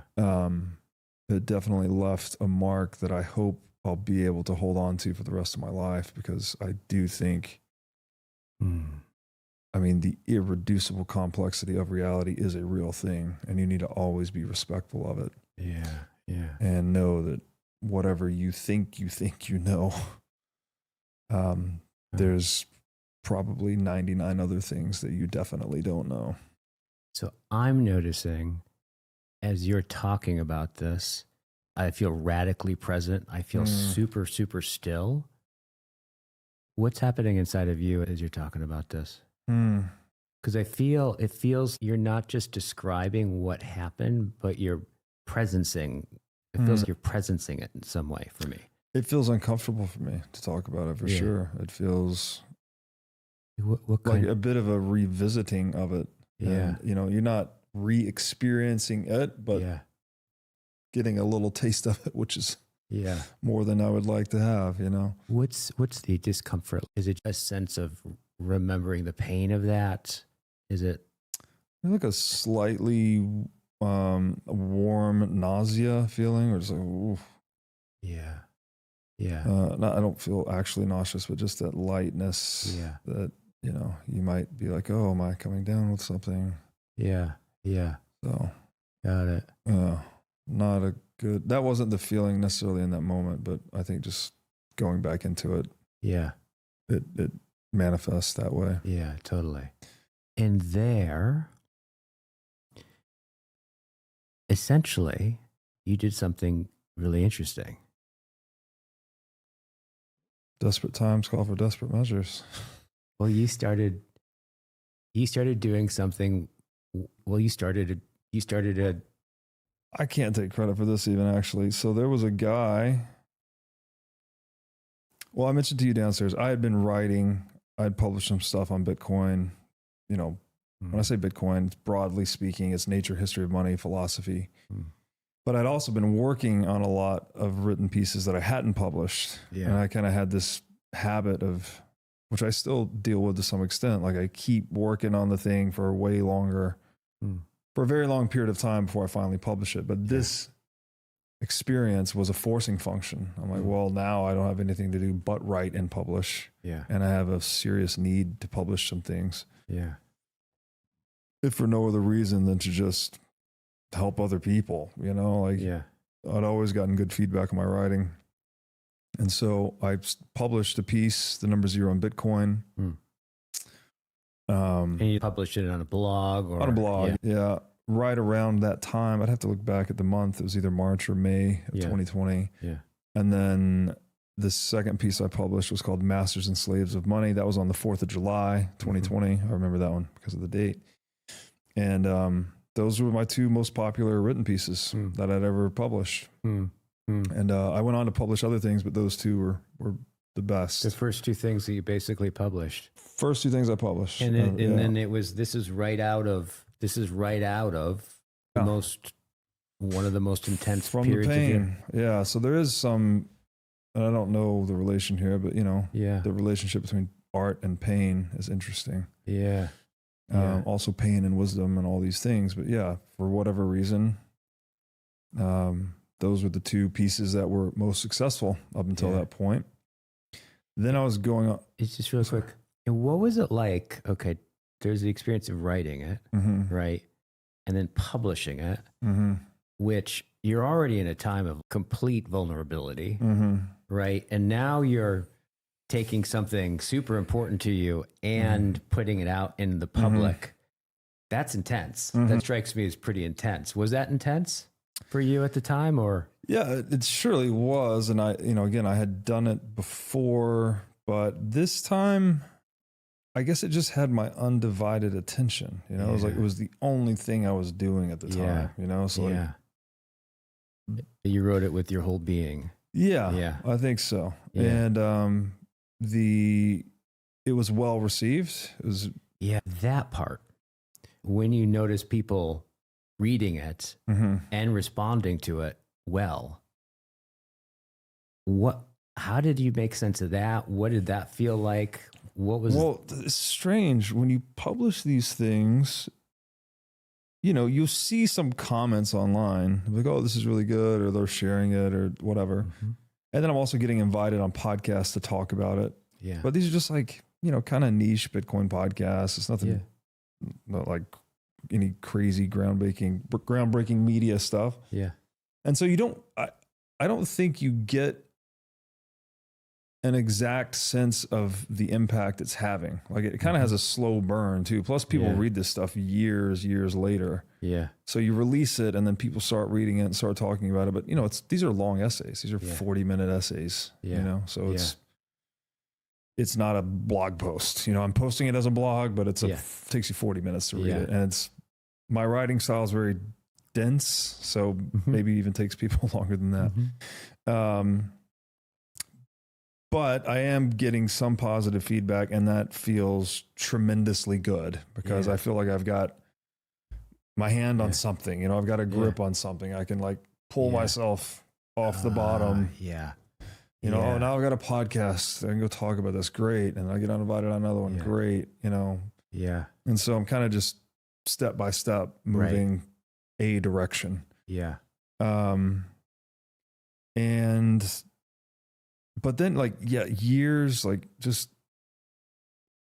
anyone that's listening to this, man, I really think writing about things that you're deeply interested in, deeply fascinated with, go do that and pour your whole being into it to the extent that you can, because it just pays dividends forever, man. Like people still stop me 5 years later and they're like, "Oh, that thing you wrote." Yeah. The Number Zero in Bitcoin is my most popular written piece. People often say that's the best thing they've ever read in Bitcoin, or the deepest thing, or this or that, or it had this, either change their personal finances or their family finances or their business's finances. Just helping to orange pill them. And that's always, every one of those encounters is so meaningful. When you look someone in the eye and they're like, "Thank you." Like that thing you wrote changed this. Yeah. And now this is happening and it's good in my life. And thank you. Yeah. And Yeah. that hits me in my being. Yeah. Like, feels good. Yeah. Yeah. And going on podcasts to talk about it was like the next maybe grip point. Mm-hmm. And, eventually I get to this point where I told you about what Jordan Peterson said about in the wake of podcasting and YouTube, that the spoken word now had the reach and permanence of the written word. Yeah. That was the technological revolution we were in. And also the cost of bandwidth is effectively gone to zero. So you can talk for as long as you want about whatever you want. And so that was like the match made in heaven. And it turns out that people will listen. They didn't know that. No, I didn't. Again, this is 2000. I mean, Bitcoin was big, but it hadn't gone into kind of its main adoption phase that we're in now, right? Yeah. With presidents and this and that. Like, it wasn't there. It was still like a large niche thing. And so eventually decided I would do a podcast. I was like, okay, well, these podcasts have performed well. The writings performed well. I want to talk to people about big ideas. Eventually came to the idea of calling it What is Money? It's like I wanted it to be a philosophy podcast because I'm philosophically inclined. I didn't want it to have Bitcoin in the title because I didn't want it to feel explicitly Bitcoin promotional. That can be it actually turns off a lot of people, right? If the book has Bitcoin in the title and you're talking to someone that's not into Bitcoin, they're never going to read that book. I don't care about Bitcoin. So, and then I think that is the most important question to answer if you want to understand Bitcoin. And further, I think it's becoming the defining question of our time in history, as I've tweeted many, many times. You've got all these different bodies and people trying to define money, arguing over money, describing what it is, what inflation is, all of these. The money conversation has taken center stage, let's say, and so it was basically around that time that I was ideating the title for the podcast, trying to figure out who I'm going to talk to. This is probably August 2020 that I get a DM from a guy named Michael Saylor. And he says, thanks for your work. We think it's brilliant. We just bought $250 million in Bitcoin. And he sends me a link to like a CNBC article or something like that. And the first thought, I see this, I was like, oh, well, who's this scammer sending me a link to some nonsense? But then I click the link and it's a real link, and I, look on the internet. I'm like, oh, this is a real guy. He just bought $250 million in Bitcoin. Yeah. And so we end up getting on the phone. I tell him, like, what are you up to? And he tells me the whole thing. I'm like, all right, cool. I'm thinking about starting this podcast. I want to talk to people long form about the nature and history of money. It's a philosophy podcast. Would love to have you as my first guest. Seems like great timing. You just did this big thing. And he agrees. And then he comes on the show. We do 2 back-to-back sessions over one weekend, like a 5-hour session and a 6-hour session. Yep. And if you've ever heard him speak, I mean, he's like the most eloquent ambassador for Bitcoin there is, bar none. And as I'm recording this thing, I sent him an outline initially. I'm like, all right, here's what we're going to talk about. And then an hour later, I get an email back. He goes, no, that's cool, but let's talk about this instead. Yeah. I thought he had copied and pasted like a table of contents from a book that he had written or something. It looked very tight and professional and long and all. And it turns out he'd just written that thing in like an hour. And then he comes on the show and gives the whole Sailor series spiel. We take those 11 hours, chop it into 9 episodes, and that was a sensational hit. Yeah. For Bitcoin content. Wow. And very grateful to him, very grateful that serendipitously worked out. Yeah. And it put the podcast on the map. So like 3 for 3 at that point, right? Like the 2 things that you wrote, and then the first basic conversation that you had hit. Yeah. Yeah. God is good. One of the things that I've, over the years, this is a mystery to me, right? And I think about this a lot, but one of the things that I've learned through dialogue and circling is this experience of being deeply seen, right? It's one of the things I hear from circling, right? Like more than anything else is they talk about the kind of one of the transformative elements is this experience of being deeply recognized, being deeply seen. This is the level of intimacy they didn't know existed kind of thing. Yeah. And it's not narcissistic reflection. It's usually when someone feels seen is when someone beholds the other in such a way and expresses it, right? That actually what you're saying, that person didn't totally comprehend about themselves. Then they feel seen. It's not this mirroring thing, right? I'm wondering about is part of, and has been part of this process for you. And again, not being comfortable, right, initially with being visible. The success and people telling you about the impact of your work on them, and then seeing all the people being interested in this.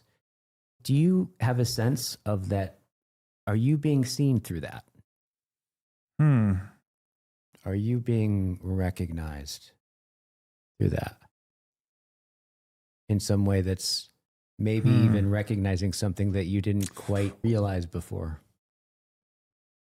One of the most fulfilling aspects of getting into Bitcoin or becoming a Bitcoiner for me has been that feeling of camaraderie. Like a lot of people that I've interacted with professionally, even personally throughout my life. Like, again, I've been fortunate to have really good, close friends that I could go off the philosophical deep end with and, you know, all that. But generally speaking, I haven't found like a general group of friends or colleagues or coworkers or anything where I could just unfiltered talk. Well, you know, I've always had to try to like keep it down to earth a little bit, you know, don't get too far off in the cosmos.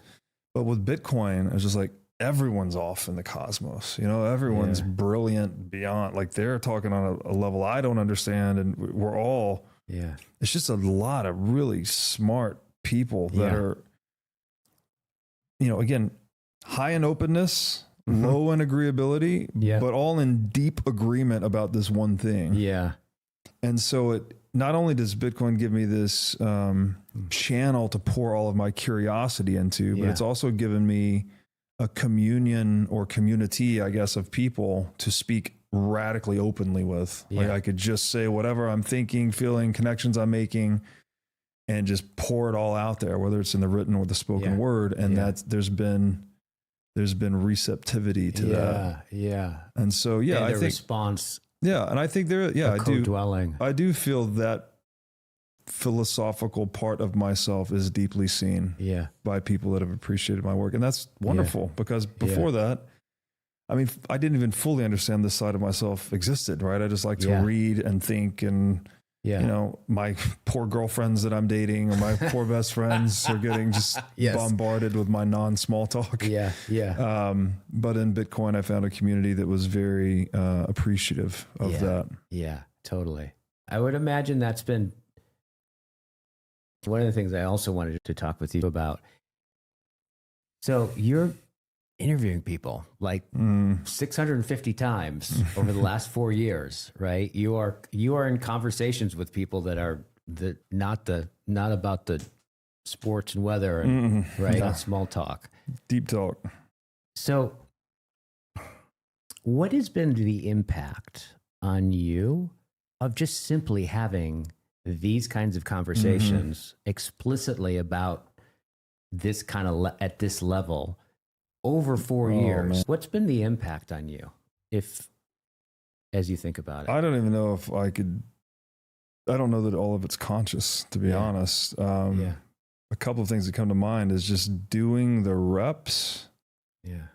Like having conversations at this depth, at this duration. Again, is not something I've had conversation partners for prior to this.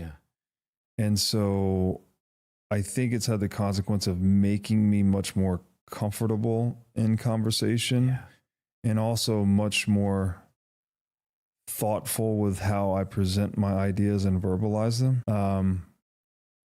And it's such an amazing job too, because you get to, you're mind melding. We're doing it right now. We're like, you mind meld with the smartest people in the world. Yeah. Being able to deeply mentally connect with people. Yeah. And doing a lot of repetitions on that. I think it definitely, you just start to get, I've gotten into Rene Girard's work on mimetic desire, for instance, right? Like I'm engaging in these mimetic dances with people. Yeah. And so I don't know, like, imitating, gesturing, maybe to some extent, but like a lot of it's cognitive, cerebral, but I pick up a lot of new frames, right? A lot of ways of framing things that I, formerly could only intuit perhaps. And then all of a sudden you find a John Vervaeke and he's giving you all the language around, I'll just give one example here. Like Vervaeke's stuff on opponent processing and reciprocal reconstruction. Well, when I was young, I used to say reality was liquid and it was all mutually interfacing, and everything's that changes everything else, and it's like this harmonic system. Okay, that's okay. I sort of hear what I'm trying to say, maybe, but he gives very precise language so that you can get in there and that's with brilliance. Like the scalpel of language in a way to really start to tease out these things that I have been able to encounter perceptually or reflectively. I'm not really sure which. I don't know if it's ontology or it's epistemology or it's both. But he's got very good language around all these things, and so it's just it's thrown jet fuel on my natural nerdiness, I think, and allowed me to take these again, sort of deeply held perceptions or intuitions and start to put formal language around them. And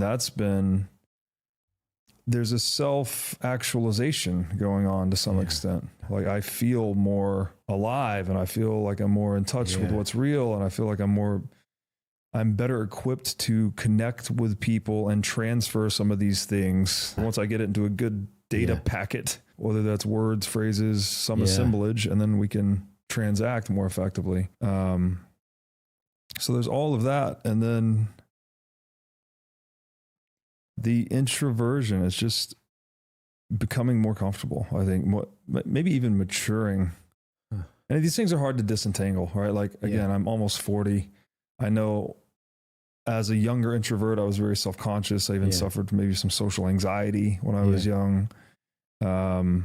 Picked up some tips and tricks along the way with how to deal with that. But this particular professional endeavor has just been like a forcing function, It's like, you're going to get in that chair and you're going to talk for 3 hours, 3 times a week, whether you like it or not, and get used to it. Interesting.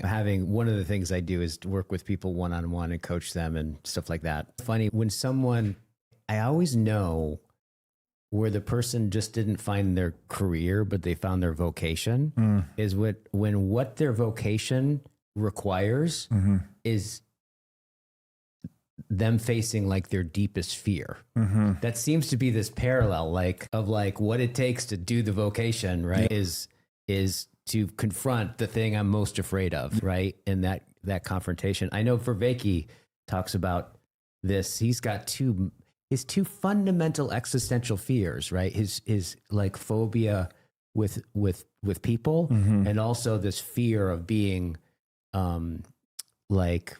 idealized, right? In this intense like way, right? Guruification. And both of those are linked with a lot of trauma for him and stuff like that. So literally every time he does this, you're seeing someone confront, right? Literally their two deepest fear, right? And that's why he's so damn good at it, probably. It's actual courage on display. One other thing I wanted to throw in here just before I forget that I can't even take credit for starting the videos or the podcast. Actually, there was a fan that reached out, of the writing of my appearances on podcasts. And he's like, look, you just need to do more of this. Let me just build your YouTube channel for you. Like all you have to do is turn this camera on and read your essay and talk about it. Those were the first number of videos. Yeah, exactly. So I was so, I guess, in my own fear about it or whatever, so reluctant to do it. It took that for me, even in all that darkness and all that desperation, I still needed the push of someone that appreciated my work to be like, look, just read your damn essay and put it on a video and I'll do the rest. Yeah, So, totally. Yeah. Totally. So very grateful for those angels in life. There it is. There it is again. There's the gratitude. I appreciate it. And the other question I have, and then we can start to bring this to a completion. So the art of conversation, the art of dialogue, the art of interviewing. I know for me, there's something in me that understands after one of these conversations where I'm like, some of them were like, that was mind blowing, right? In other words, we're like, nah, less so, right? There's some measure I have that I don't quite totally understand what the measuring rod is. And if I were to ask you that question, right? If you were to ask me that question, I'd usually my first inclination was like, well, it has everything to do with the guest, right? It's like with the guest, right? Which I would imagine it has a lot to do with the guest. But what have you found if we just pretended, if we just looked at it from your side, right? Let's pretend like it had nothing to do with the guest and it went really well, or it sucked and it was all your fault. If it rocked, it was your fault. If it sucked, it was your fault. Have you noticed the difference that makes the difference in what you're doing, right? In the podcast that seems to have a conversation blossom versus. Man, that is a good question. I mean, man, I have not seen you do that with your face. Because where I wanted to go with it initially, I shouldn't have, I guess, assumed I knew what the question was before you finished it. Yeah. But my initial instinct is that it's something about compatibility. Like I would like to think, based on the past 3 hours or whatever it's been, like you and I have high compatibility, which I sort of knew going into this. We're already into the same things, and what do you guys call this again? This little corner of the internet, which is like a bunch of people doing philosophy basically on YouTube, from dealing with nihilism and from different walks of life, but people that are very attuned and serious about it, and also very humble and self-aware, and these things that I aspire to be. So initially I thought it's something about compatibility. Like I would think this conversation has been one of those standout conversations for me. Just in like your ability to ask good questions, be thoughtful. You're tuning in with your own body, right? Like, oh, I'm getting this feeling as you say this. So we're not just doing it between the ears, right? Like it's invoking all the levels of knowing. But then the way you concluded that question was like, well, what if it's all on you? What is it about? And like, that's actually very mysterious to me. I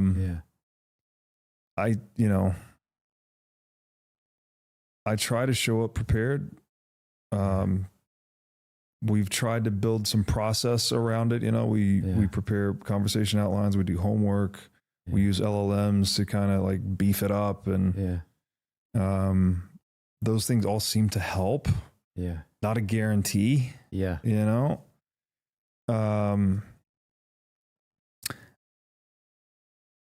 I think there's also the possibility that you're always bringing in your own baggage to some extent, right? If I didn't sleep well last night, or some other conversation I had that was hard is playing over and over in my mind, or I'm not particularly into the guest vibe for whatever reason, the subject matter or the topic, there's all those risks as well that I could drop the ball, so to speak, in those respects.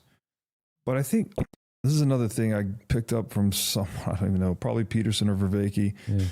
But the truth that you can only have a good conversation with someone when you assume they have something that you could learn. Like you can't come into the conversation really with an agenda. Like I want to come in prepared. I want to know who they are. I want to know what we're going to talk about. I want to have a general direction we're probably going to go. I'm not going to force the conversation that direction. Oftentimes we prepare 3-page conversation outlines and we touch like one point in the whole thing, and the rest of it's just a riff. All right, it's going so well. Other times maybe they're short-winded or whatever. We actually need to follow the outline a little more closely. But I think that what does that mean? I mean, I guess it's connecting to the person. I think that's probably what you've done a really good job of, is that you're not just here firing off questions and then, okay, that question's answered, next question. Yeah. Even though you're doing that, you're Yeah. not doing that. Yeah. Connecting with me, my emotional state, these other deeper levels below propositional knowing. I'm trying to do that. I don't have circling experience. I don't have any formal training in this regard, but I try to meet the person in front of me. What's a person?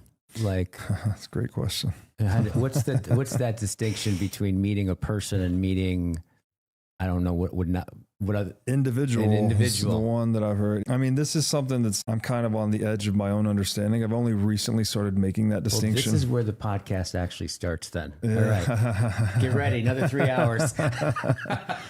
Maybe it was you it could have been you that I heard that distinction drawn between an individual and a person. And the individual, which we talk about a lot because anarcho-capitalist philosophy, libertarian philosophy, it's all about the ultimate minority, which is the individual. But this distinction that I heard you or someone make was, okay, the individual is someone that can be quantified, right? You can list them on a census or on a spreadsheet. Whereas the person, so you have all the quantifiable dimensions of the person, but that leaves out all the quality dimensions or the qualitative dimensions of the person.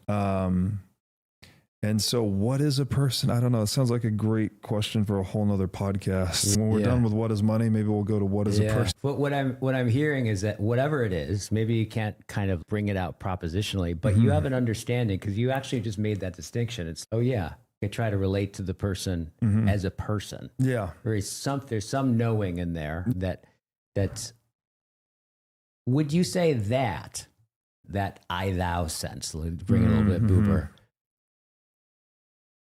Would you say one of the things that when a conversation or a dialogue and a podcast sings, would you say that that's one of the main things that's going on from your part is, you're beholding the other as a person. You have a sense of that.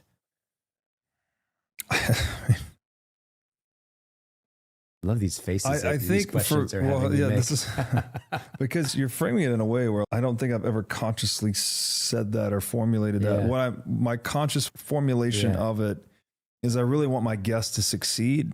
Yeah.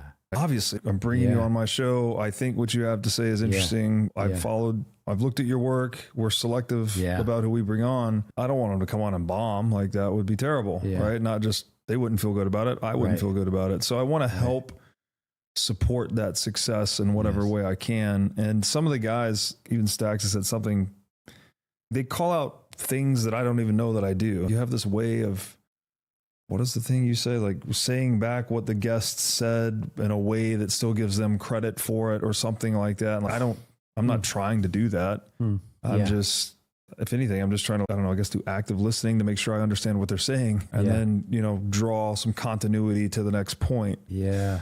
But to me, that's just like trying to make a good product for the audience. Ultimately, I'm not, it sounds a bit more benevolent the way you're framing it. And I hope I'm doing that, but it's not something I've consciously tried to do, if that makes sense. Yeah. Well, one of the first things you said when I asked you about this is, what have you learned or how's it impacted you being on this conversation? The first thing you said is like a lot of it is unconscious, right? And so what I'm hearing is like a lot of apparently even what you've being pointed out to these things that you do, you're like not aware of doing anything. Right? Yeah. So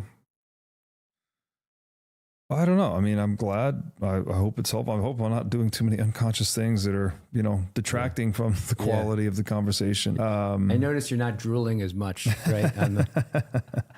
I will at dinner. Yeah. Okay, good.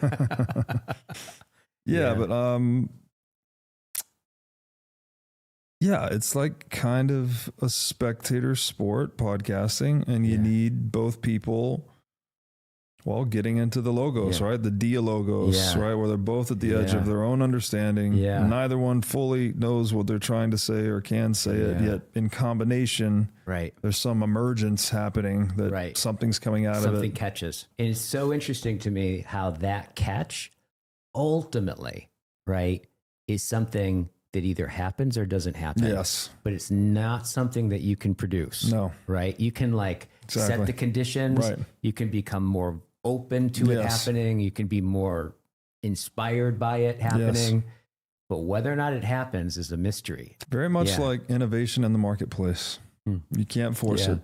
You can just create good conditions that favor it. Yeah, totally. And maybe someone will stumble across penicillin, or maybe someone will, the Wright brothers will take flight. You can't, these aren't things that can be decreed or legislated. You have to just create fair conditions that people can go out and compete peacefully in accordance with their own self-interest, with their private property protected and preserved. And occasionally you get these emergent innovations that radically change the direction of human history forever. Yeah. One more thing about this. So listening, I mean, this is a lot of what we're doing, right? When we're podcasting is listening. And if you think about the word where one of the words listening comes from is the Greek word hearkening, right? This sense of hearkening, I didn't know that.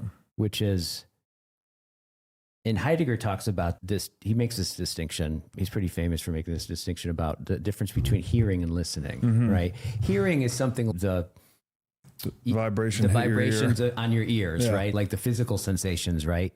And here's the thing about it is he says, well, he doesn't say this. I guess I say this, but you can hear noise, but you can only listen to signal, right? Listening seems to be so tied to intelligibility.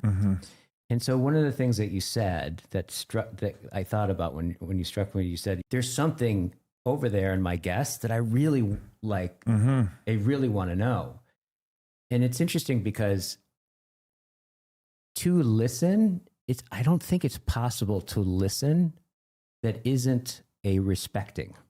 Yeah. Right? Because basically I'm saying, if I'm listening to you, I'm already presupposing something is intelligent is over there, right? Yeah. Man, that's such a great, there's parallels here with, there's a libertarian author named Hoppe, and he talks about argumentation ethics, that basically to engage in conversation or dialogue, you have to presuppose that the other person is a self-owned, autonomous individual. Right? Capable of forming rational thoughts and sharing them. And so that's the same presupposition we have for private property, basically. Interesting. It's like you're self-owned, you can go out and acquire, you can engage in the dialogue, if you will, with your labor, right? Mix your labor with the raw materials of nature and then produce things of value that you then own. And so there is this, there's like, what's the opposite of a performative contradiction? A performative confirmation in a way? Like you're proving, you're confirming your self-ownership. And your personhood. In your That's a good question. What is the opposite of a performative contradiction? A non-performative confirmation. Co-realization indwelling. We'll call it mutual indwelling. Now you're above my pay grade. But I think the other thing you brought up listening, this has occurred to me recently. I actually met a gentleman I gave a keynote in Mexico recently. He wrote a whole book on this, that listening itself is a language.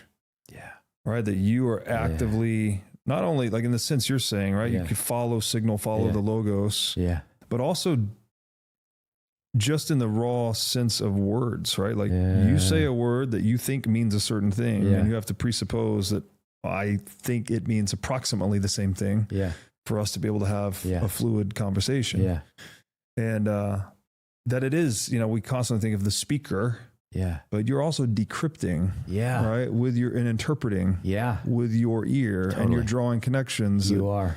So it's a dialogical process in that sense. Even if you're sitting there silently, it's dialogical. Yeah, totally. This is really great. The thing about, I think the normal way people kind of just imagine listening, if they imagine it at all, is kind of information processing. Like I'm an empty head. Right, and if I stay quiet while you're done talking and really pay attention, you're going to fill it up, right? And then, tabula rasa. Right? And then I fill your head up. And if you're like, but if you think about the phenomenology of listening, man, that's so not it, right? It's interesting because listening is one of the ways to get at it is, so for example, as I'm talking, right, and you're listening, and something triggers a thought, an interesting thought, and you start thinking, right? And we've all had this experience, right? Maybe a minute or so later, you realize, oh shit, I'm not listening, right? Yes. Paying attention. Yeah. So there's something that really shows that there's something deeply coupled between thought and listening. Yes. Like I can't think and listen at the same time. Yeah. It's like the same organ or Yeah. something, right? Yeah. Which but you is- have to in a way. Yeah. To some extent, right? Yeah. Like you're not completely off when you're just listening. There's also you're stirring thoughts in my mind. I would say that in some sense you're in a kind of this is where I think it's in the metaxu, it's in the between. It's like real listening is in some sense I give over my thought for you to and think me. Yes. Right. In some sense. Right. Like in some sense I'm turning over, right, your speech, your utterances, right? The more fully I turn them over to you, I'm actually letting you model think you in me yes. in some sense. And if it's interesting when you think about this, and I know Socrates was, he used to say, all I do is listen to my daimon, right? Like there's something deeply going on with listening, right? And if you think about, well, some thoughts, right, to think, in order to think them, I have to let go of there's some thoughts that I actually have to alter my presuppositions in order to think that thought, right? And so when you start getting at that level where axioms change and stuff like that, like that's where listening, I think, can be something like transformative. Like now we're talking about where you're actually being changed in the process of listening, right? In a big way. And that's one of the things I've noticed in these dialogues, right? And also, reading like intense literature and texts. And I find that stuff deeply transformative. Oh, me right? too. In a big way. That's my jam. Yeah. Yeah. I enjoy reading the books that are very difficult, actually, because you do feel that transformation occurring. It's a bit painful in a way, not physically painful, obviously, but like hard. Yeah. Like, what is he trying to say here? And like trying to get through it. But that grappling, that wrestling, exactly, is something you're doing kind of with your whole being, it seems like. Yeah. No, it's a great point. And then I can't help again, Rene Girard. He's a badass. We're talking, but it's really just a ritual. Like it's a ritual of using the open source software of language. Yeah. And so as you're giving me this download, I'm basically modeling you, right? I'm trying to get in your head or see it from your perspective. And then I'll add my own interpretive patina to it and I'll send it back to you. Yeah. And then you repeat. And then there's the betweenness, right? Like we're hitting something that neither one of us know. And then if we're lucky, maybe we stumble onto some breakthrough and then we can share that. Totally. So, and at some point, I'm modeling what you're saying and you're modeling what I'm saying. At some point, there's the thing that's modeled, right? That is then modeling us. That's right. Right, in some way. And that's one way of thinking about a conversation. So speaking of conversation, we've just had one for 3 hours. So I just want to thank you for... Thank you, man. Yeah. Thank you for doing this. Yeah. You are a fantastic interviewer. Well, thank you. I think it's probably the best interview I've ever done, honestly. No credit to me, but just great questions and tapping into the dialogue. Yeah, right? Totally. As Raveki says, following the logos. Yes. You do a great job with that. Yes. So thank you. Thank you. I appreciate that. And your unending appetite, right, for whatever it is that we're looking at, right, is I deeply appreciate it. This is clearly just the beginning. I hope so. Yeah. I hope so. It feels like the right path. Thank you, my friend. Thank you. Yeah. This is great. Thanks for watching. If you enjoyed this episode, click here to find more just like it, and here to find our most recent episode. Also, make sure to like this video to help shine light on the corruption of money, and be sure to subscribe to this channel to stay connected.